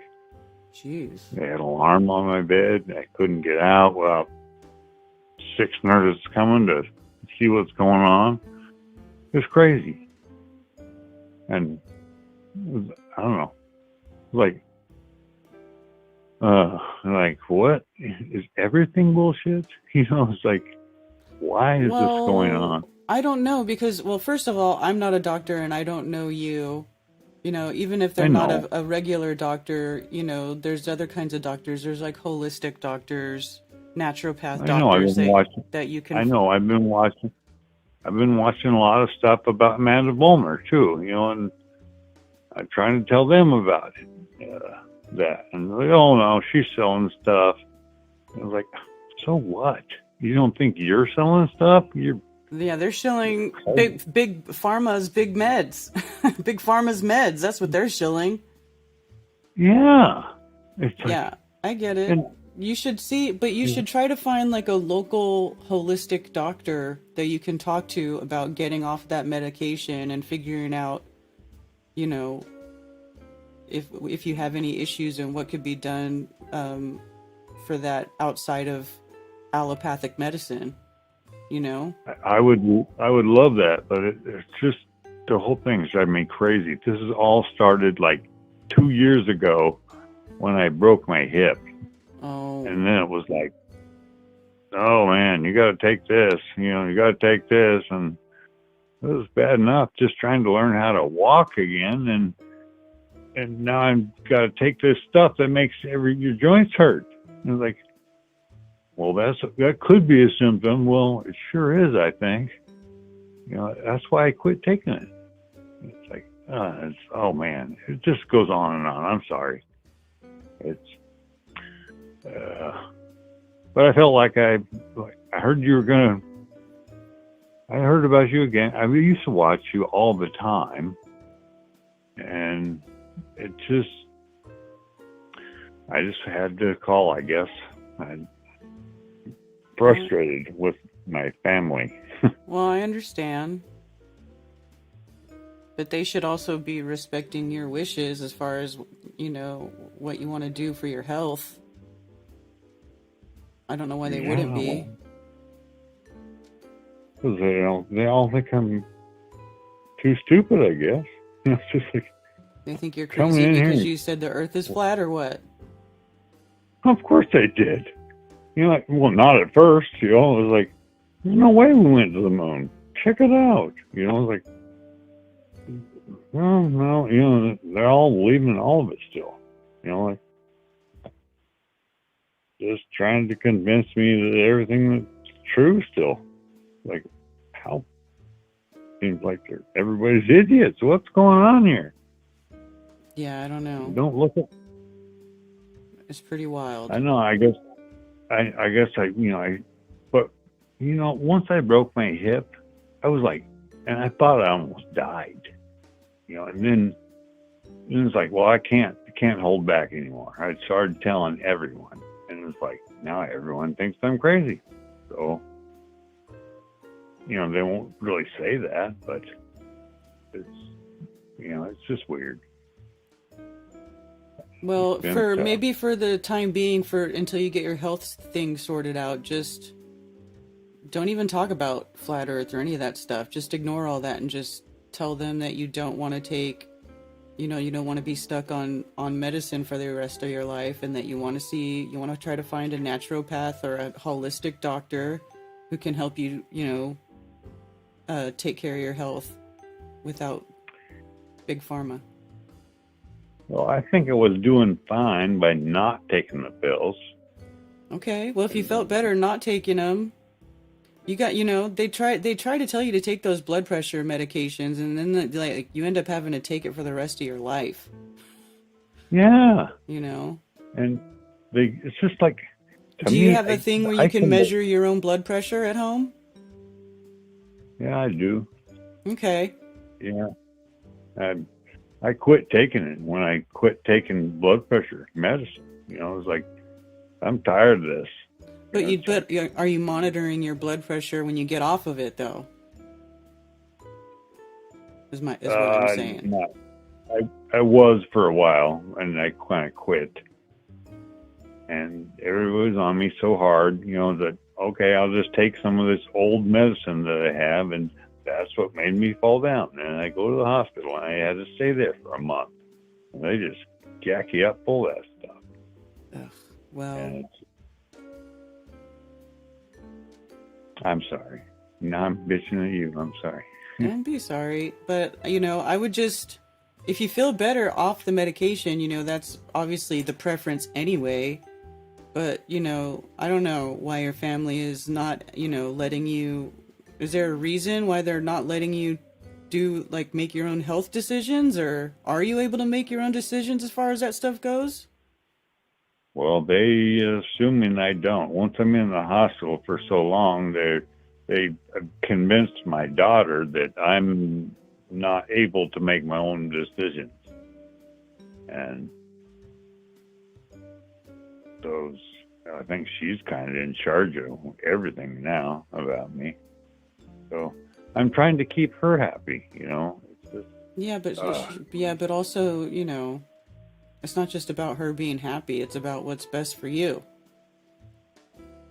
And she thinks it's best for me, And maybe it is, but it sure makes me dizzy. And do you tell her that? Yeah, I did tell her that.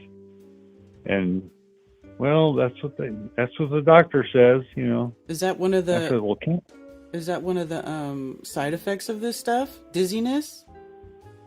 Yeah, it says it right on the bottle. Well, it can make it dizzy. But it does. But it does make you dizzy. Yeah, and I keep changing it, and well, I think they all make you dizzy. Because, that's crazy. Well, I don't know, I almost man. went back to the hospital again. And I fell down again. Took my meds, and I'm trying to figure out how to run my heater. And I'm standing up trying to do that. And then I passed out, and they called 911 on me again. I was like, what the hell's going on? I give up. It's just crazy.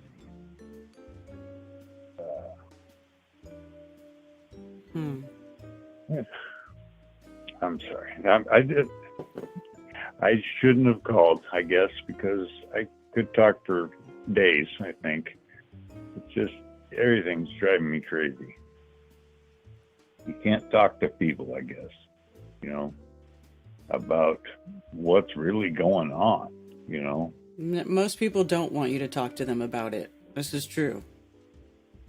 Yeah, I mean, just watching stuff. What did I watch the other night? About that. What's the most expensive drug there is out there? Well, that was on Sob's channel. And it just popped up on my, you don't pop up on my YouTube anymore. I had know. to go. I know you know. Just, YouTube hates me. Well, not everybody does.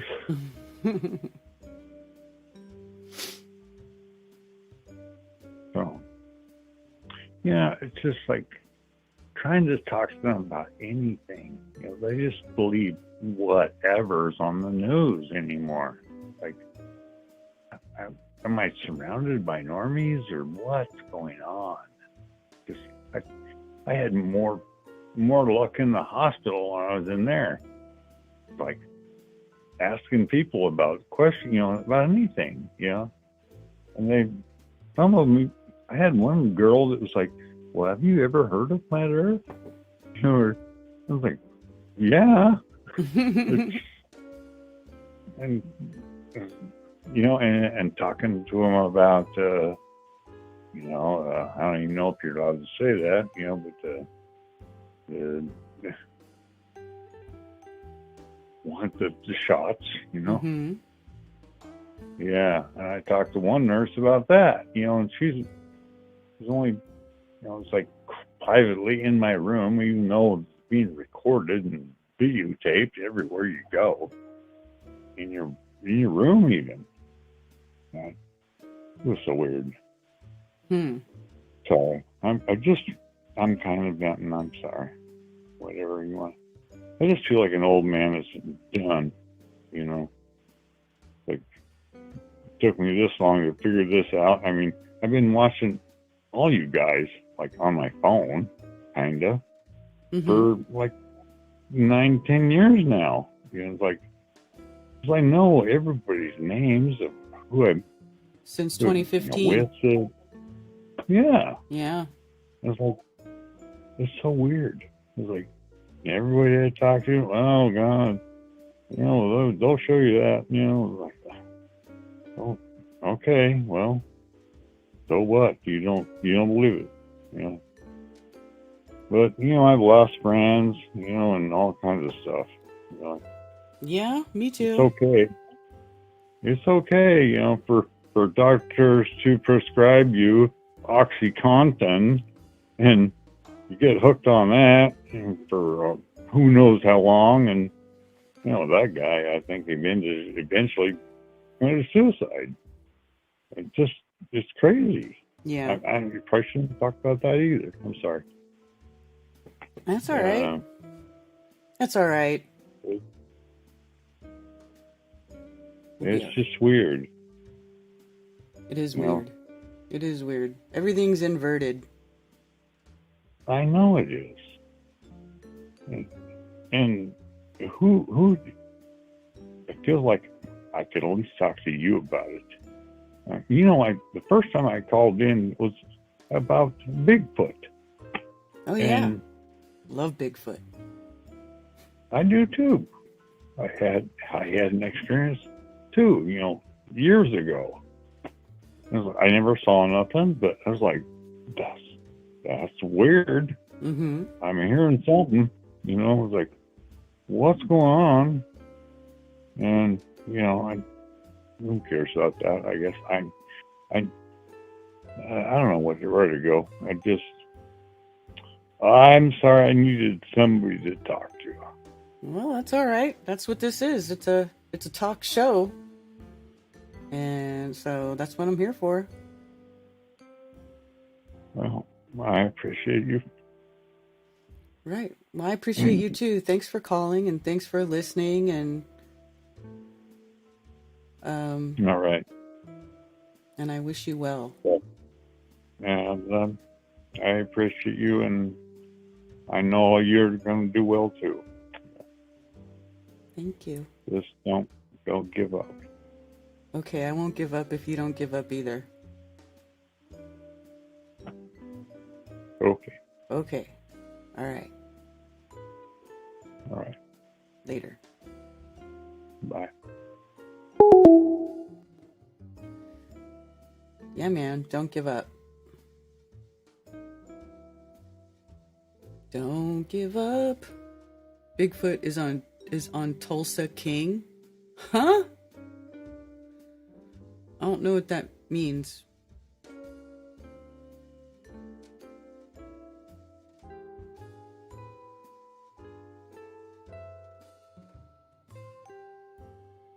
Trapped in a terrible trap.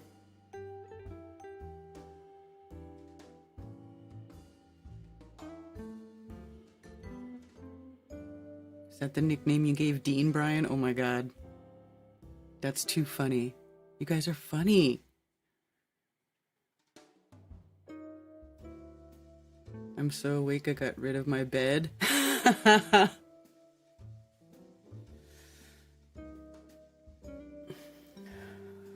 What doesn't kill you just toughens you up. That's right. A character on the show? Oh, okay. I don't know that show.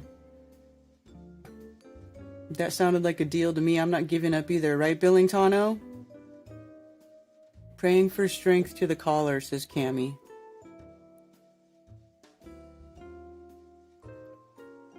And MFT says, be strong, caller. Just think of everything you've been through in life. You got this. Mark Sargent is here. Hi, Mark.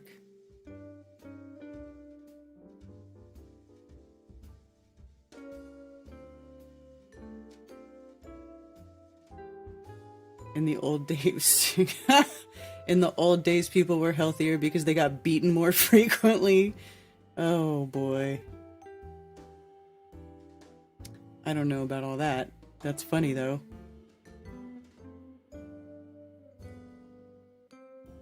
Pills and pee. I avoid both in my mouth. Oh my god. That's too funny.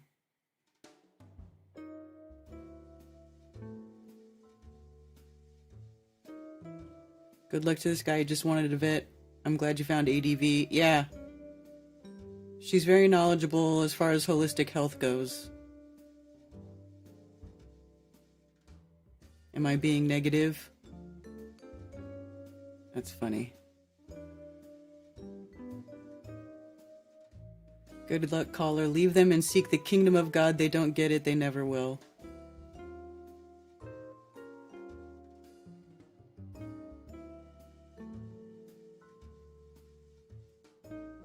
Sarah says, praying for him.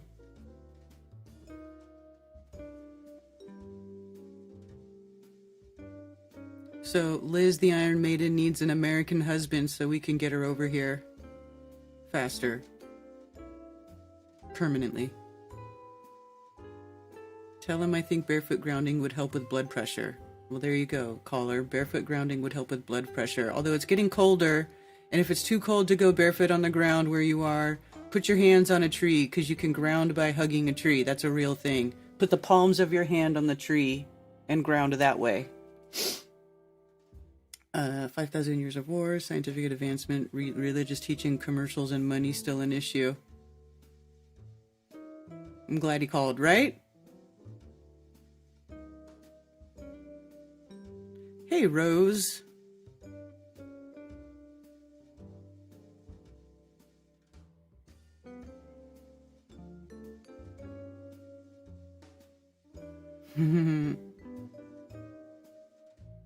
God made us tough because he knew life was going to be rough.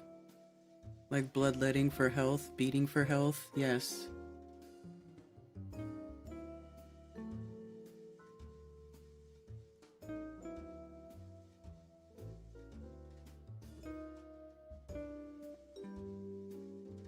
I forgot why they thought bloodletting was healthy, to get the heart pumping. I think they thought there was something wrong with it, and they would and that it was in the blood, and so they would have you spill blood so that your body would make new blood, and the new blood should have been better than the tainted blood, allegedly. I don't know, I could be wrong. I can look it up and see what the interwebs tells me. Yeah, the hands on the tree. That's what I do here, because sometimes where I live it gets way too cold to do grounding, and then I started doing that with trees and I realized it worked.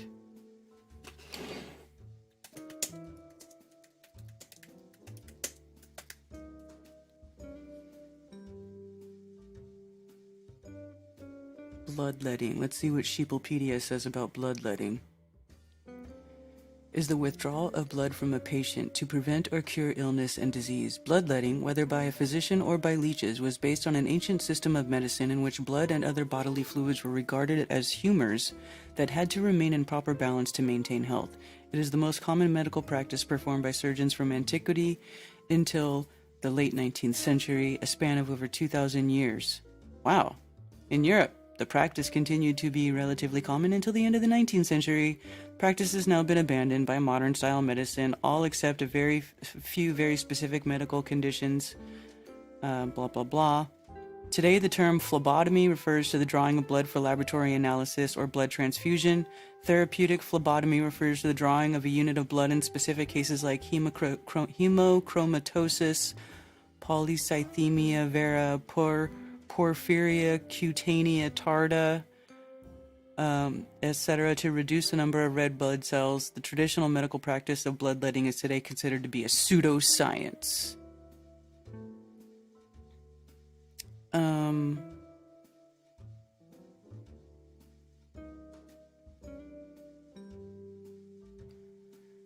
May indicate that bloodletting by sacrification was a accepted practice in ancient Egypt. Contained bloodletting instruments. According to some accounts, Egyptians based the idea on observations on the hippopotamus, confusing its red secretions with blood and believing that it scratched itself to relieve distress. In Greece, bloodletting was used in the 5th century for the lifetime of Hippocrates, who mentions his practice but generally relied on dietary techniques. Erasistratus, however, theorized that many diseases were caused by plethoras or overabundances in the blood and advised that these plethoras be treated initially by exercise, sweating, reduced food intake, and vomiting. Well, see, this is all excreting things, so this guy was probably onto something with the excretion part, right? If you have something that's making you sick, this is all actually good, right? Fasting, so stop taking in something. Vomiting is also excreting. So he's probably onto something with that, but I don't know, but not the blood part, right? Herophilus also opposed bloodletting, but a contemporary Greek physician, Archagathus, one of the first to practice in Rome, did believe in the value of bloodletting. Bleeding a patient to health was modeled on the process of menstruation. Hippocrates believed that menstruation functioned to purge women of bad humors. During the Roman Empire, the Greek physician Galen, who subscribed to the teaching of Hippocrates, advocated physician-initiated bloodletting. Ew, look at this picture. Ew, they did it from the pee-pee. Oof.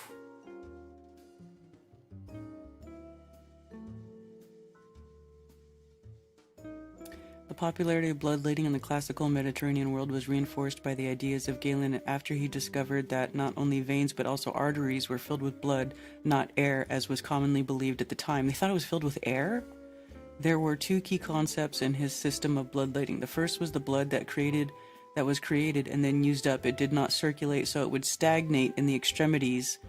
Oh, so they thought that the blood... See, that's what I'm saying. The second was the humoral balance and the basis of illness of health, the four humors being blood, phlegm, black bile, and yellow bile, Relating to the four Greek classical elements of air, water, earth, and fire, respectively, Galen believed that blood was the dominant humor and that the one in the most need of control. In order to balance humors, a physician would either remove excess blood, plethora, from the patient or give them an emetic to induce vomiting or a diuretic to induce urination. So that's it. It's kind of like, that is what it is. That's what I'm thinking then. They thought that the blood was bad or stagnant, so they would bleed it out, thinking they're getting rid of whatever.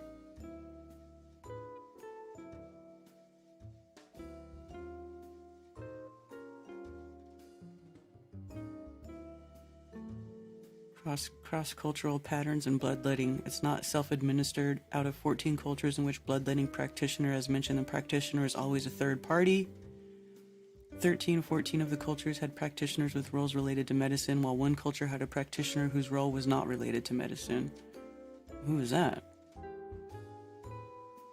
Removing bad blood. Idea of bloodletting, removing bad blood that needs to be taken out, was common and was explicitly mentioned in 10 out of 14 cultures studied with detailed descriptions of bloodletting. Bloodletting is not thought to be effective against illness caused supernaturally by humans. Example, witchcraft, which is surprising because in most cultures, witchcraft and sorcery can be blamed for ailments. But out of 14 cultures with detailed bloodletting descriptions, there was no evidence of bloodletting being used to cure witchcraft-related ailments, while bloodletting was recorded as a culture for ailments of other origins. Bloodletting does not work to cure human-related witchcraft ailments. Okay, so if you're cursed, you can't just bleed. You can't bleed the curse away. All right, anybody who's cursed, apparently, that's not how you get rid of the curse.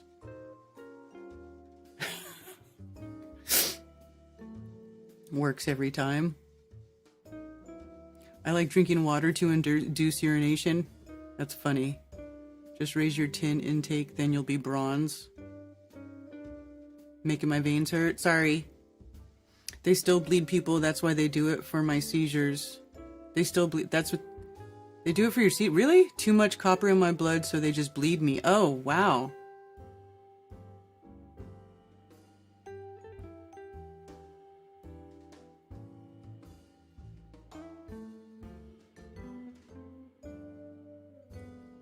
Free ball and bear.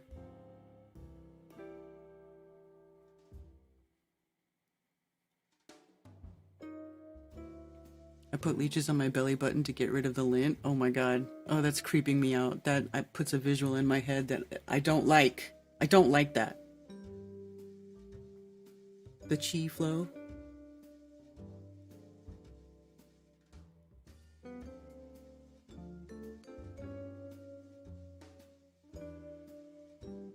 I would choose the cheese caves in Missouri. Overflowing with people who prove to be full of crap. Say good blood, bad blood real fast. I'm not good at tongue twisters. Any blood talk makes me feel weird. Oh, sorry. Okay. Alright, well there you go. But it was about taking out bad blood so that it could be replaced with good blood.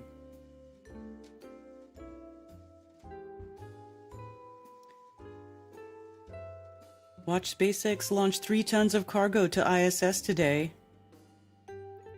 SpaceX plans to launch nearly 6,000 pounds of supplies to the International Space Station today. And you can watch the action live. The Falcon 9 rocket is scheduled to lift off from Pad 39A at NASA's Kennedy Space Center in Florida today at 9:29 p.m. Eastern Time, kicking off SpaceX's 31st robotic resupply mission to the ISS for NASA. You can watch the liftoff live via NASA. Coverage will begin at 9:10 p.m. Eastern. Falcon 9 will send an uncrewed cargo Dragon capsule to low Earth orbit. If all goes according to plan, the Dragon will meet up with the ISS on Tuesday. And you can watch the rendezvous live via NASA. In addition to food, supplies, and equipment for the crew, Dragon will deliver several new experiments, including the coronal diagnostic experiment to examine solar wind and how it forms. Solar wind forms because the sun is going on its path, on its circuit, and it causes a pressure differential. Dragon also delivers Antarctic moss to observe the combined effects of cosmic radiation and microgravity on plants, they added. Other investigations aboard include a device to test cold welding of metals and microgravity, and an investigation that studies how space impacts different materials. SpaceX has been launching operational cargo missions to the ISS for NASA since 2012. Antarctic moss to observe the combined effects of cosmic radiation and microgravity on plants.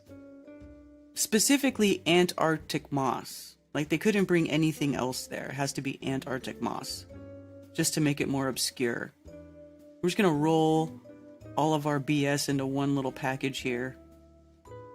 And we're gonna have this moon convo. Reflection. What moon convo? Are you talking about the moon? Why would I want to waste my time having that conversation? I don't... Why?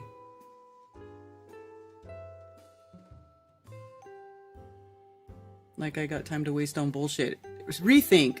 I like how Rethink's comment is right above the one about the moon reflection map. Moon is not a reflection of Earth. It's just not. It doesn't look anything like it. You have to do so much image manipulation and bending of reality to make it look anything like that. Anything. I mean, it's such a stretch. Stretchier than Stretch Armstrong.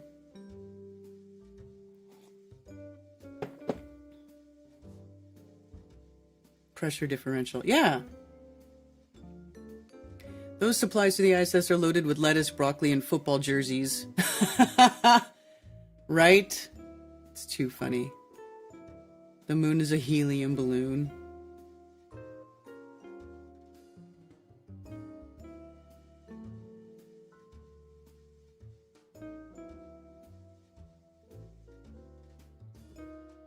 SpaceX splashdown incident?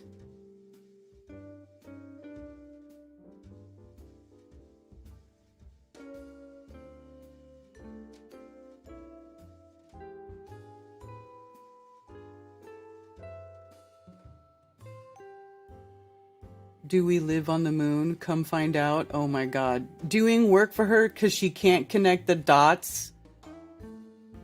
There's no dots to connect. There's no dots to connect, and you're not gonna, like, goad me into a ridiculous conversation because you're gonna, like, insult me or make stupid comments like I can't connect dots. There's no dots to connect. It's a graphic image manipulation that has nothing to do with reality.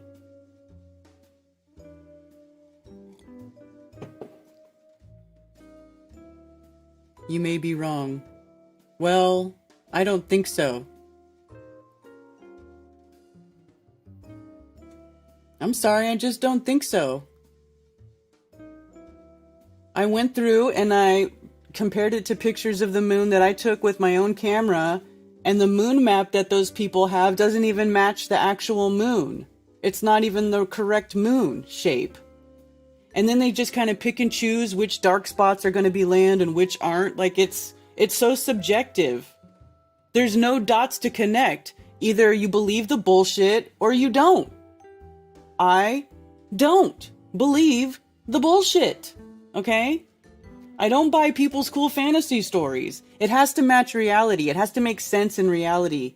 Nothing about the moon map matches or makes sense in reality. That's all there is to it. It's a cool story, bro. Like a couple of years ago when I very first saw a little video somebody made about that, I thought it was interesting. And I have that video somewhere on my hard drive. I save all these old little videos that I found over the years, right? I know I still have it somewhere. But then when I looked into it, because everybody's like, have you looked? Have you looked, Karen? Yeah, I looked. That's why I don't buy into it, because I took a deep dive into it. I did my own analysis of the data. I did my own investigation. And everybody, like you, KJV, who doesn't like my, you don't like my answer. You think I'm wrong because you think you're right. And like, you want to come over here. You think you're going to convince me some other way. No, you're not, dude. You're just not going to convince me because I already looked into it. Yes, I looked. It's like people go, have you looked? You think, why do you think I haven't looked? Because I didn't come up with the same conclusion that you did. So I didn't look. That's why. Give me a freaking break. You know how I'm just so tired of it. I'm so tired of it. I'm just so tired of it. Like, look, I'm into reality. I'm into things that make sense. Like, not everything has to be some amazing, mind-blowing, fantasy sounding conspiracy, knock your socks off thing. Okay. Some of it is just what it is. Not everything has to give me that dopamine hit, but everybody else is like, oh, you must see the amazing moon map, the amazing reflective moon map. We all live on the moon. Don't you see it? Connect the dots, Karen. No.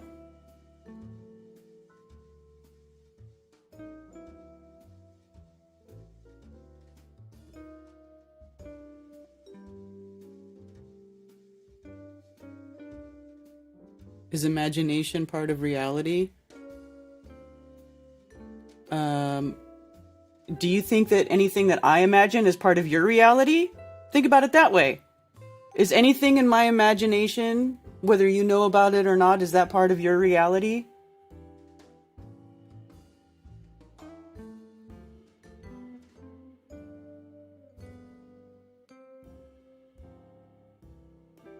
I wear my sunglasses at 11:11.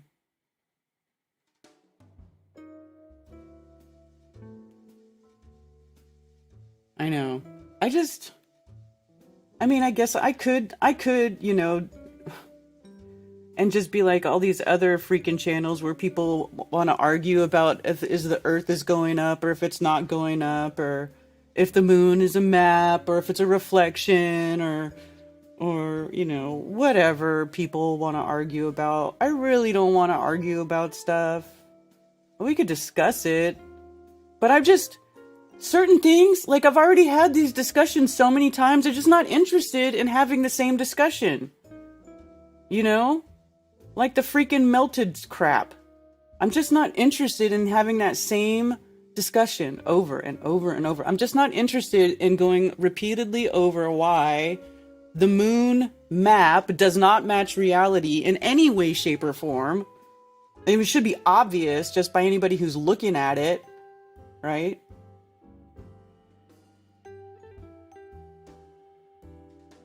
Moon and giant trees is still like her. It's okay not to see things the way all people, right? Nobody agrees about everything. People want to, whatever. You got told you live on Earth by the same people who gave you the globe. So you think we actually live on the moon? Jesus fucking Christ. Type 1 in the chat if you think that we live on the moon. Type 1 in the chat. How many people in chat out of 111 people? It was just 115. However many people. Do you think we live on the moon? Do you think we're not on Earth? Should we believe this guy who's trying to tell us that we're not on Earth? I mean, KJV. Why is your name KJV? Is it KJV after the KJV version of the Bible? Do you know that scripture calls the land we stand on Earth? So is the Bible lying then? And it calls the moon the lesser light to rule the night? So is it lying? I don't understand where you people come up with this crap.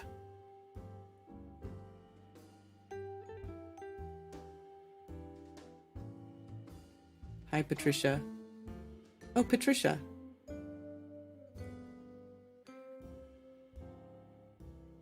You're about 2 more sassy comments from getting her fired straight. What's a moon? 369. Hilarious. Well, there you go. I don't think anybody else believes that we live on the moon. Nothing to do with the Bible? Okay, well that makes more sense. Don't use the Lord's name in vain. What do you mean?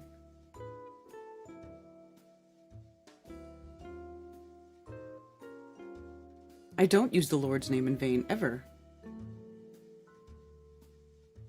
33.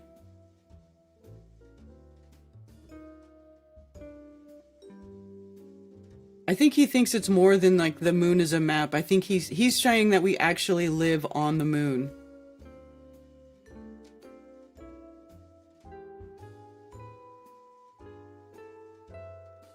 I don't know, just for me, like the more ridiculous it is, the more I'm like, oh, come on, buddy. Come on, buddy. Like the reason I became a flat earther is because it makes sense. It freaking makes sense. Hey, James Ritchie, thank you for the tip on Rockfin. Appreciate you, sir. Yosemite Sam said Dagnabbit all the time. Yes, he did. I should get a sound clip of Yosemite Sam when he goes, Dagnabbit. Who's ready to vote? Oh, man. People are funny. You guys are funny.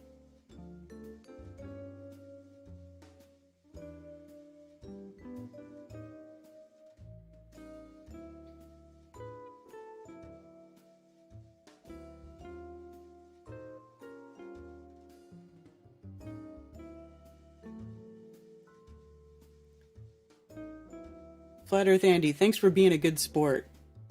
Even though we disagree on those topics and still hanging around. Appreciate that. The moon is not a map. It's actually a melted brick building. That's funny, Free Ball and Bear. Yeah, I like Flat Earth. Why can't I talk about Flat Earth? I love it when people come to my channel and tell me what I should talk about. Like, get your own freaking channel and talk about it. Hollow Earth makes more sense than the Flat Earth? How about this? Flat and hollow. What up? They are not mutually exclusive. What are you, a Globie? I don't understand this person. And actually, the more that I learn, the more I actually don't care to know. I named my Russian breed cat KG after the KGB. When I think about reality, it blows my imagination. Nice. Wait, the word moon means month, and the word month means moon? Sun, moon, and stars are under the dome with us, but are there solid planets outside of the dome? I've no idea. Don't know. I don't know what the lights in the sky are besides lights in the sky. The moon is a pocket of survival, Karen. Oh my god. Astral projectionist? Are you serious?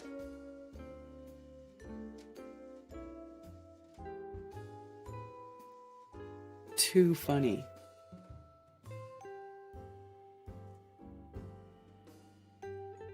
Concave, Glover, uprising, flat, hollow earthers.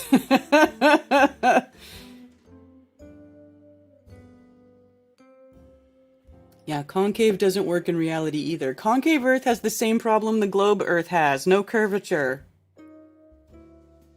No curvature. Where's the curvature? In fact, I feel like on a concave Earth, it would have more severe curvature. Inward curvature. Like, it'd be weird. If you can't be honest with yourself, who can you be honest with? 16 Alpha V. Yeah. Yeah. The moon is a tree stump. That's funny. It's the top of a tree stump. We're all looking down on it.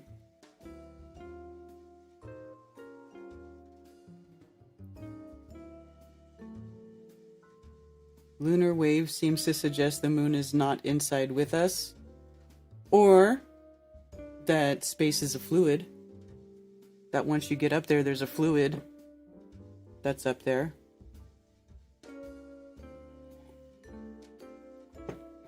You know?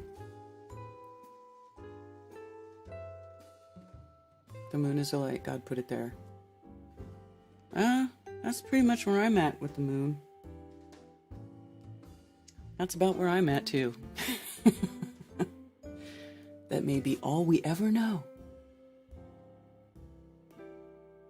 Earth is a footstool.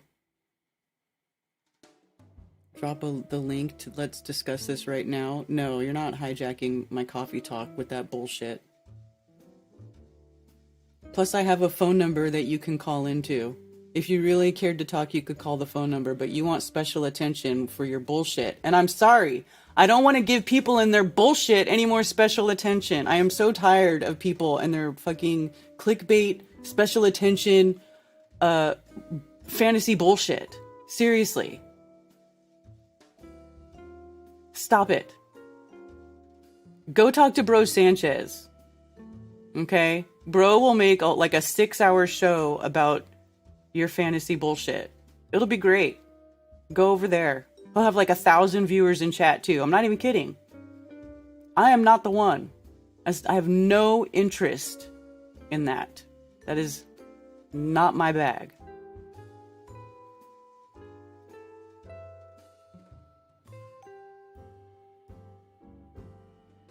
Isn't it at least good to know we aren't the crazy ones from time to time? Yeah, the crazy one is KJV, who thinks we live on the freaking moon.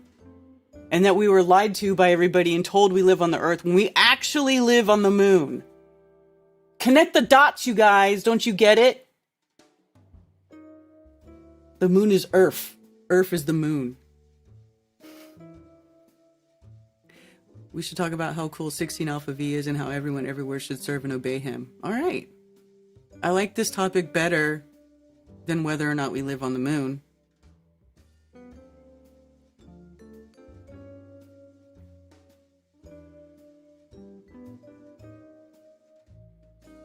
Waters above the firmament, moon in the firmament? Possibly. I mean, I don't know.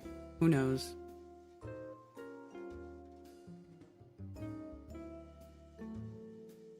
I don't think human beings are capable of comprehending creation. What stops us from arrogantly believing we can, though?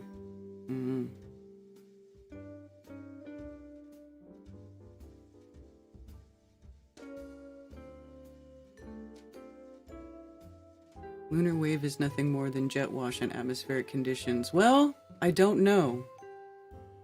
Because I did see, you know that guy CD or whatever? He recorded an actual jet going across the moon. And it was funny because I was watching it live and he was talking about how he thought he said the same thing. He thought that the lunar wave was probably a jet wash. And the reason that now he doesn't think that, I believe, is because he like when we were sitting there discussing it in chat and an actual jet flew directly across the moon and caused this wash over the moon. And it was not like the lunar wave. It was much more chaotic. It was much more disruptive to the image of the moon. It didn't look anything like the lunar wave. And then he not only recorded a lunar wave, but he also recorded it over Saturn and Jupiter with no jets in sight. So I don't know what that is. I don't think it can be attributed to jets, though.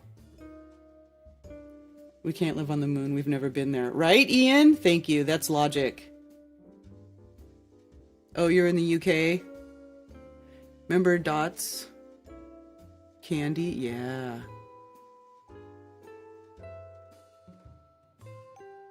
Bro Sanchez is a gatekeeper, a bit like yourself. Why am I a gatekeeper? Because I don't believe your fucking bullshit about living on the moon, so now I'm a gatekeeper? Oh, Karen, you don't buy my bullshit, so you're a gatekeeper. Hey, listen, everybody.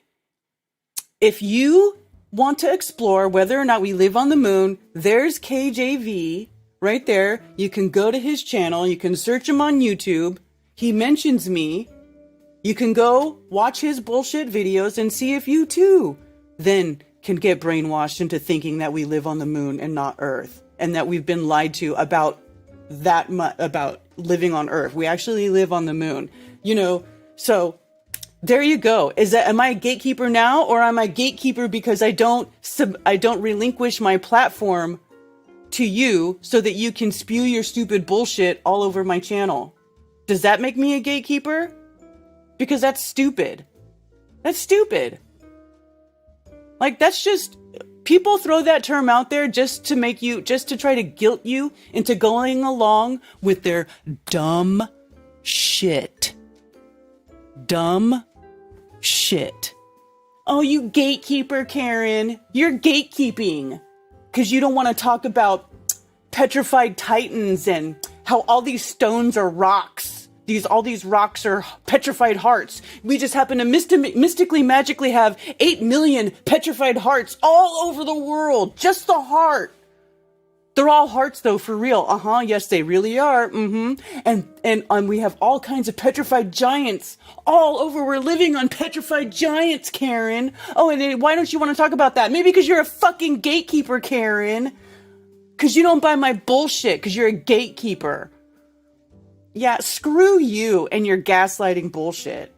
Like, I don't care what you call me, okay? You can call me whatever names you want to call me. I don't buy into that bullshit. And I'm sorry. You know, I'm not into clickbait. I'm not into fantasy stories. I'm into reality. I'm into relearning what reality really is. Not into getting inducted into some fuckhead's cult about his petrified goddamn rocks. Or whatever the fuck he says they are. Like, I just don't care. Oh, no, but Karen, we live on the moon. Don't you know? Everybody's lying about it. Everything's a psyop, and we don't really live on Earth. We live on the moon, Karen. And if you don't want to talk about it, you're a gatekeeper. Oh. Please don't call me a gatekeeper. Oh, whatever shall I do? My reputation is ruined. Oh, it's ruined. How am I ever going to come back from being called a gatekeeper by a psychopath who thinks we live on the moon and not the Earth? How am I ever going to recover? Whatever shall I do? Oh my God.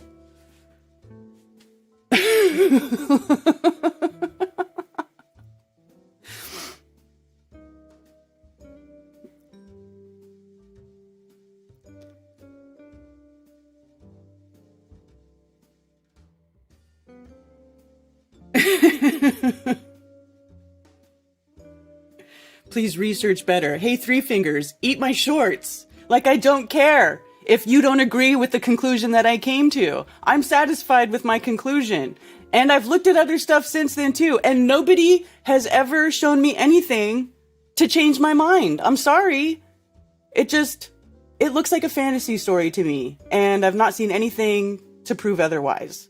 So, I don't care if you don't agree. I don't care if you think that that's truth. Fine, you are free to think that. Why am I required to agree with you guys on this stuff? Because I'm a flat earther? Are you guys going to pull my flat earth card because I don't go along with all of your silly shit? I mean, seriously.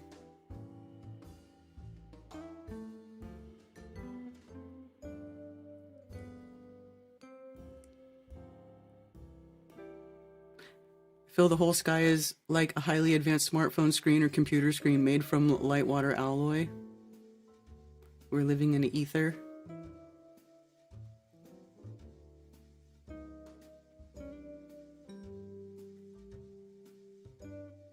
My ears hurt in stereo. I'm sorry.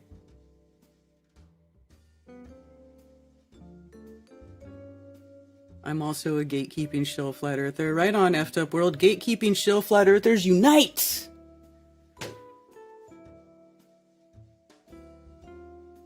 Two more sassy comments. Jaren's the leader of the gatekeepers. Too funny. Agree to disagree. That's funny. The firmament isn't a ceiling, i.e. vault of looking glass. I personally think the firmament is the second layer and not the ceiling of first. That would be our magnetic field.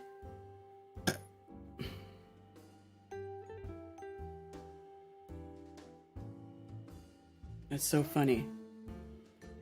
Anyway, everyone's a gatekeeping shill if you disagree, right? I'm so tired of it. Like, damn. I don't go around calling people names because, well, okay, that's not true. I was just calling people names that believe certain things. But I was also just having a rant and, but really, like, I don't care if people want to believe stuff. What you believe is your business. What I believe is my business. And I just talk about what I think is right. I don't go along with stuff for clicks. I don't go along with stuff because it has cool videos with cool music. I don't go along with stuff because, there's this group of people who want to come and harass me and tell me that, I'm a gatekeeper. Like, I do look at stuff. People think I don't look at stuff. I do. I look at things very intently. Okay? If somebody makes a claim, I will go look at it. And then I come to my own conclusions. And most of the time, what people are suggesting is bullshit. I'm sorry, but most of it is. I mean, the internet is so full of people and they're bullshit. That's just a fact. Look at me, I'm here with my bullshit right now.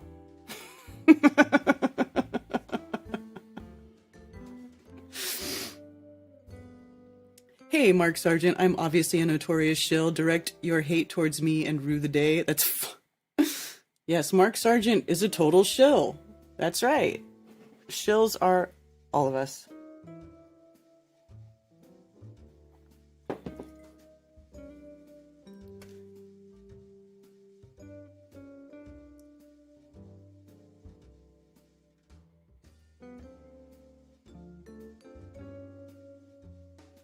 Hey, Mark, you're like our Jupiter taking the hits. That's true.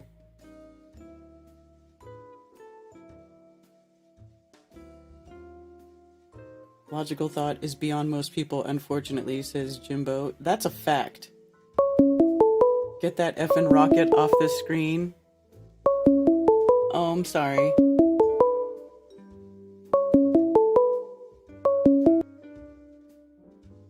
Thank you for calling Coffee Talk. You're on with Karen B.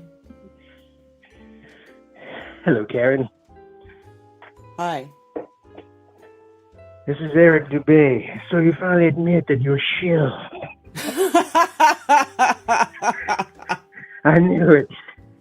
I knew it. Oh my God, that's too funny. That's hilarious. How's it going? This is Dave. Good. How are you? From Virginia. Dave from Virginia. Nice to Hey, did you say who you're gonna vote for? No. Are you voting? No. No? No. Oh. Okay. Voting is like a suggestion box for slaves, man. I mean, there's local elections too. Yeah, but I'm just not interested. Especially in North Carolina. Anyway, yeah. I wanted to ask, do you understand do you know who Tomb of Illumination is? Yes. Do you understand his stuff? I understand. 'Cause I don't. I understand that he does not have a thorough understanding of magnetics. That's what I understand about that guy. So. Oh, really? Yeah. It's hard to understand. Yeah, he was on It's the Globebusters model with that he Bob presented. a while ago. There was an episode where he came on Globebusters with Bob, and then Bob was asking him questions, and he couldn't answer any of them, and he kind of revealed that he didn't really have a clear understanding of how magnetics work in basic physics. So, and I haven't, and then he changed his name from whatever it was to the Tomb of Illumination, and I just don't follow it because, I don't know. Like I said, I want to learn stuff. If I'm not learning from someone, then I'm not going to watch. So you said that he was on Globebusters. Yeah. Okay. Maybe that's what. I don't know if it's still up on the channel. I'll look it up. But there's, I mean, Witsit is better at explaining a lot of that stuff than that guy is. You know? Well, this guy's model or his Well, own model? oh, you mean he has his own model? Yeah, I haven't watched that guy how it for a works, while. and it's like, I mean, it's out there, but I don't know. It could be plausible, but it's a lot of questions, and he's not really good at explaining it or illustrating it in a way that, when you look at it, you'll get it. It's like it leaves you more confused than informed. At least me. Well, you're probably being more confused because he doesn't have that great of a grasp as far as magnetics go. Or just magnetism. Well, there's a bunch of different aspects to it.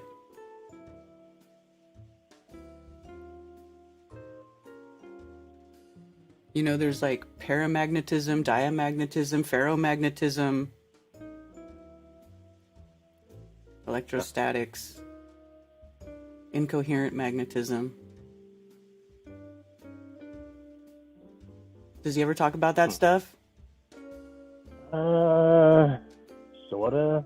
I mean, he may have a different name for it, but I think he does go into some of that, but not to the extent of using, I guess, modern or mainstream terminology like that. I just don't get the full grasp of what he's trying to convey. I think Jaron had him on one time too. Yeah. I think that people didn't get it then either. Yeah. No. I mean, it's good that he's thinking about that stuff. It's good that he's trying to work it out. But I also just I don't think he's on the right path. For me personally. So I just don't watch his stuff. Yeah. Cammy says, I asked him questions that invalidated his premise, and he was not nice about it at all. Oh, really? Oh, wow. That's not good. Yeah, you so should I want don't know. someone to ask you questions so you can answer. Yeah. I mean, to even make your theory even better, some people have to ask you questions. They can't just accept everything that someone says. Yeah. His entire premise is built on a magnetic configuration that explodes into itself in reality.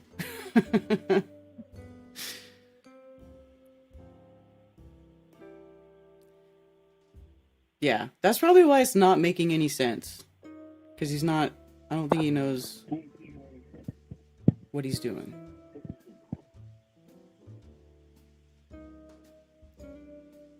Yeah.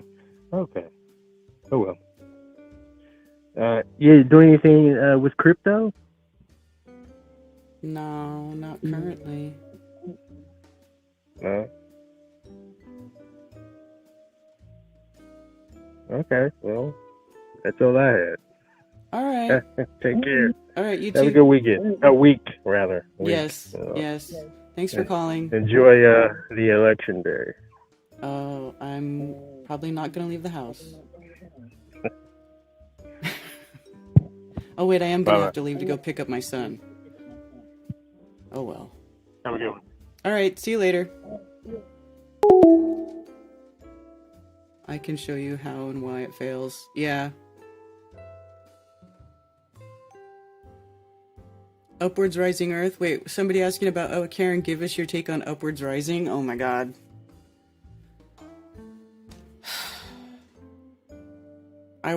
I sat quietly and I watched Dell's presentation with that other level head guy. And at the end of it, I was like, I cannot believe that they think this proves that the Earth is moving up. Like, I just can't believe it. They had some silly box that they were like shaking a bottle sideways in it. And then like sideways movement inside a closed environment that has a downward vector, and they're comparing all these things that have nothing to do with each other. And they're like, oh, look at how there's no, displacement and blah, blah, blah. And it's like, it's stupid. It's just, I could not believe it. I could not believe that was that their little videos of the bubbles in the water is like what makes them think that Earth is rising up. It's too funny, right? And then you ask them, okay, and because then they, when we talk about, you ask them, hey, what about, electrostatics and the downward vector there? And they go, that doesn't exist. There's no force strong enough to create a vector like that. Okay, well, what's the force that causes the Earth to go rise upwards indefinitely, forever and ever, into infinite space? Oh, we could never answer that. How dare you ask us that? How dare you? Look at my video of the bubbles in the bottle. Like, it is the things that is going on, the things that people say and try to perpetuate and push under the flat Earth umbrella is hilarious. Sometimes it's hilarious. It's ridiculous. It's hilarious. It's insanity. It's a freak show. Like, I don't know, man.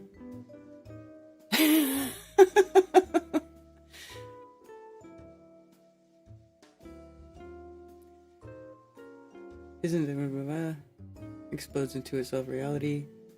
Just wanted to say that before that. And thank you, Flat Earth Andy. Not they stick this metal bar with a bunch of razors in it on my arm, and they push down on the top of it and it makes a bunch of tiny cuts. Oh, that's talking about how they bleed you out, Ben? What is that supposed to do for seizures? Does it work? I mean, I guess you let them do it so it works.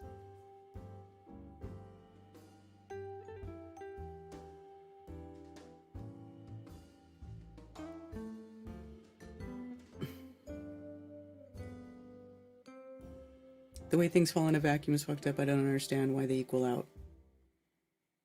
Yeah, I wish we had an actual vacuum chamber we could play with. You should watch Level-Headed William. Please don't make me do that. Please don't make me do that. Don't suggest these horrible things. What do you want? Like, trying to torture me? Doesn't displace because the water's already trying to go down. It's just being contained.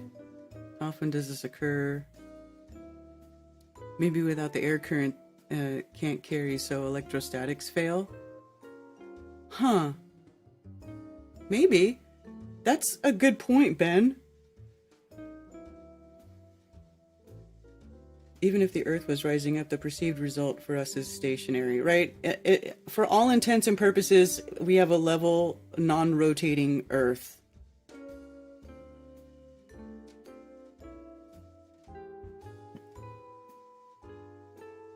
No, I don't let them do it anymore. Oh, okay. DJ's back.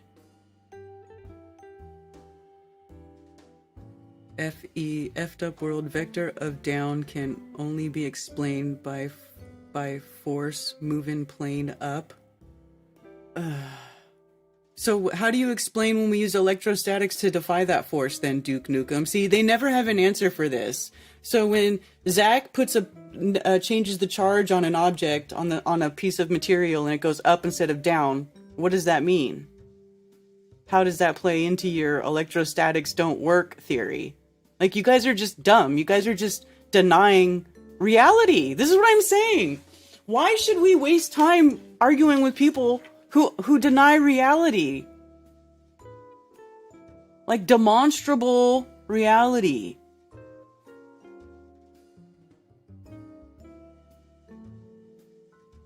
Imagine they wanted your blood for nefarious purposes. All gravitational anomalies in reality disprove rising Earth. Are all these areas rising at different rates? When did people cause thinking about things critically? Dell makes it complicated. I know. If a super wild-ass idea like that can't be openly subjected to scrutiny, then doesn't that prove the idea to be dogma?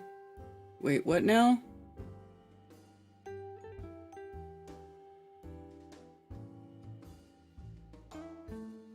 One of them guys worse than Dell, right, Liz? And he's like all snarky and snooty. Please send a dab my way. Imaginary dab will do. It's a total waste of time. I mean, like I said, we could discuss it and show why it's wrong. But I mean, it's already going to be 1 o'clock. I'm going to end the show soon anyway. I'm really not going to do that right now.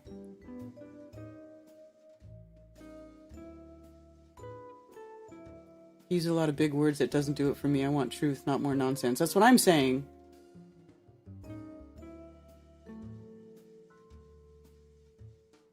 Demonstrable reality. Demonstrable.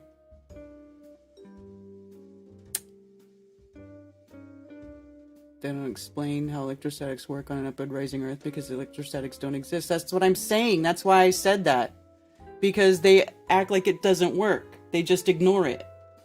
But then if you show something working because of electrostatics, well then what is that? That just proves them wrong. Lowry and DJ Curious, that was a great show yesterday. I fell asleep during it, but listened this morning.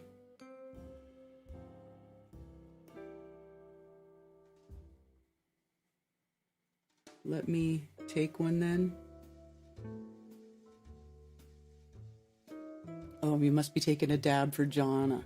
Jonna. Sorry. No, don't make that a hard J.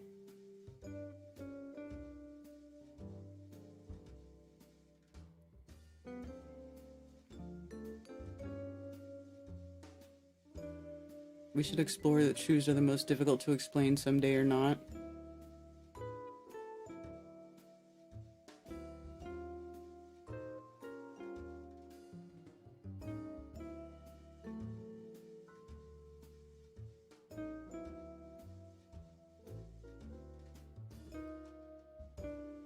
What?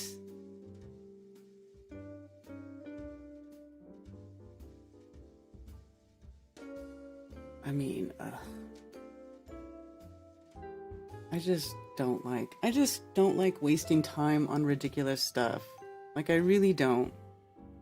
I guess I do waste my time on some ridiculous stuff, but, you know, I don't know. Is the Earth rising? No, it's not. The Earth isn't going anywhere. Meaning, if the rising Earth idea cannot be questioned openly using one's own critical thinking and discernment, then that unprovable idea is nothing more than dogma. I mean, it has been discussed at length. Electrostatics is a property, and it most certainly exists. I know, that's what I'm saying. That's why would I even talk to these people who are denying stuff that's demonstrable and true? Yes, demonstrable, if you want to call it that way. I missed the answer. What? No, what? Yeah, no, it's not.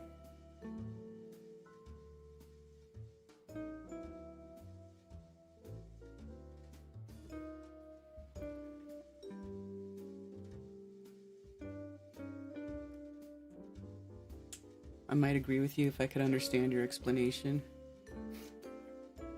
Are we going to talk about coffee? No. No.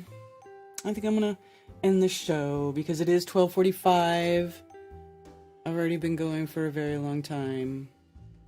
And I've already lost my mind and had a rant. So that's the climax of the show, was me losing my shit on the guy who says we live on the moon.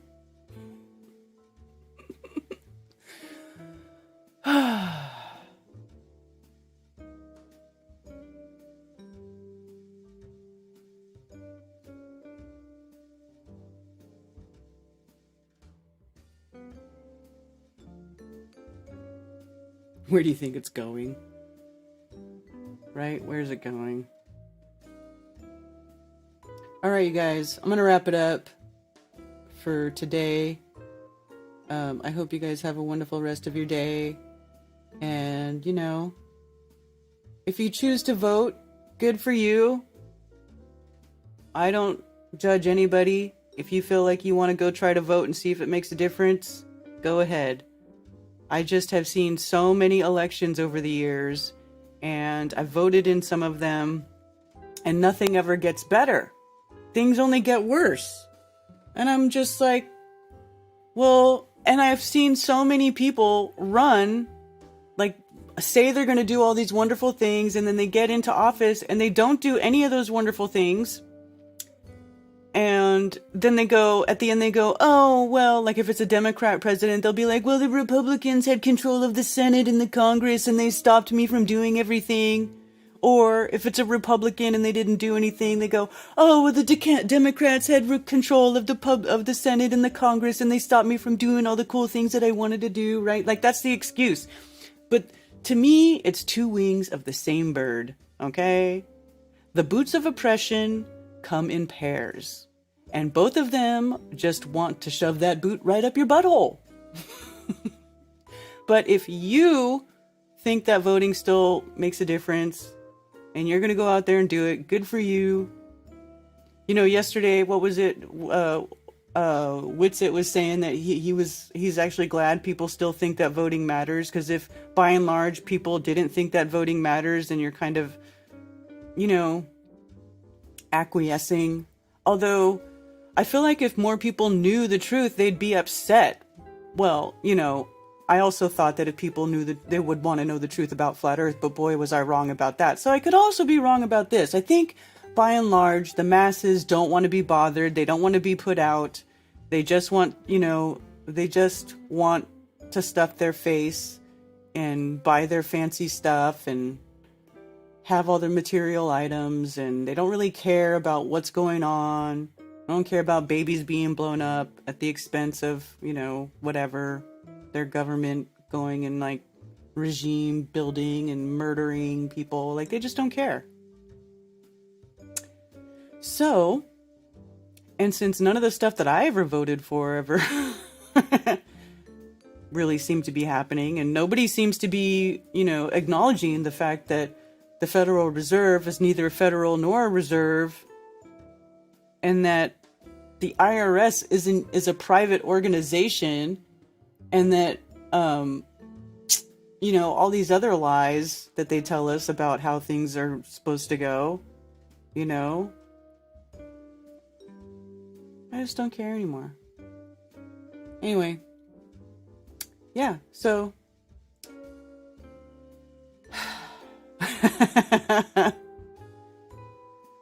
if we could have voted our way into a better world, I think we would have done it by now. That's my point. Anyway, all right, you guys, have a wonderful day.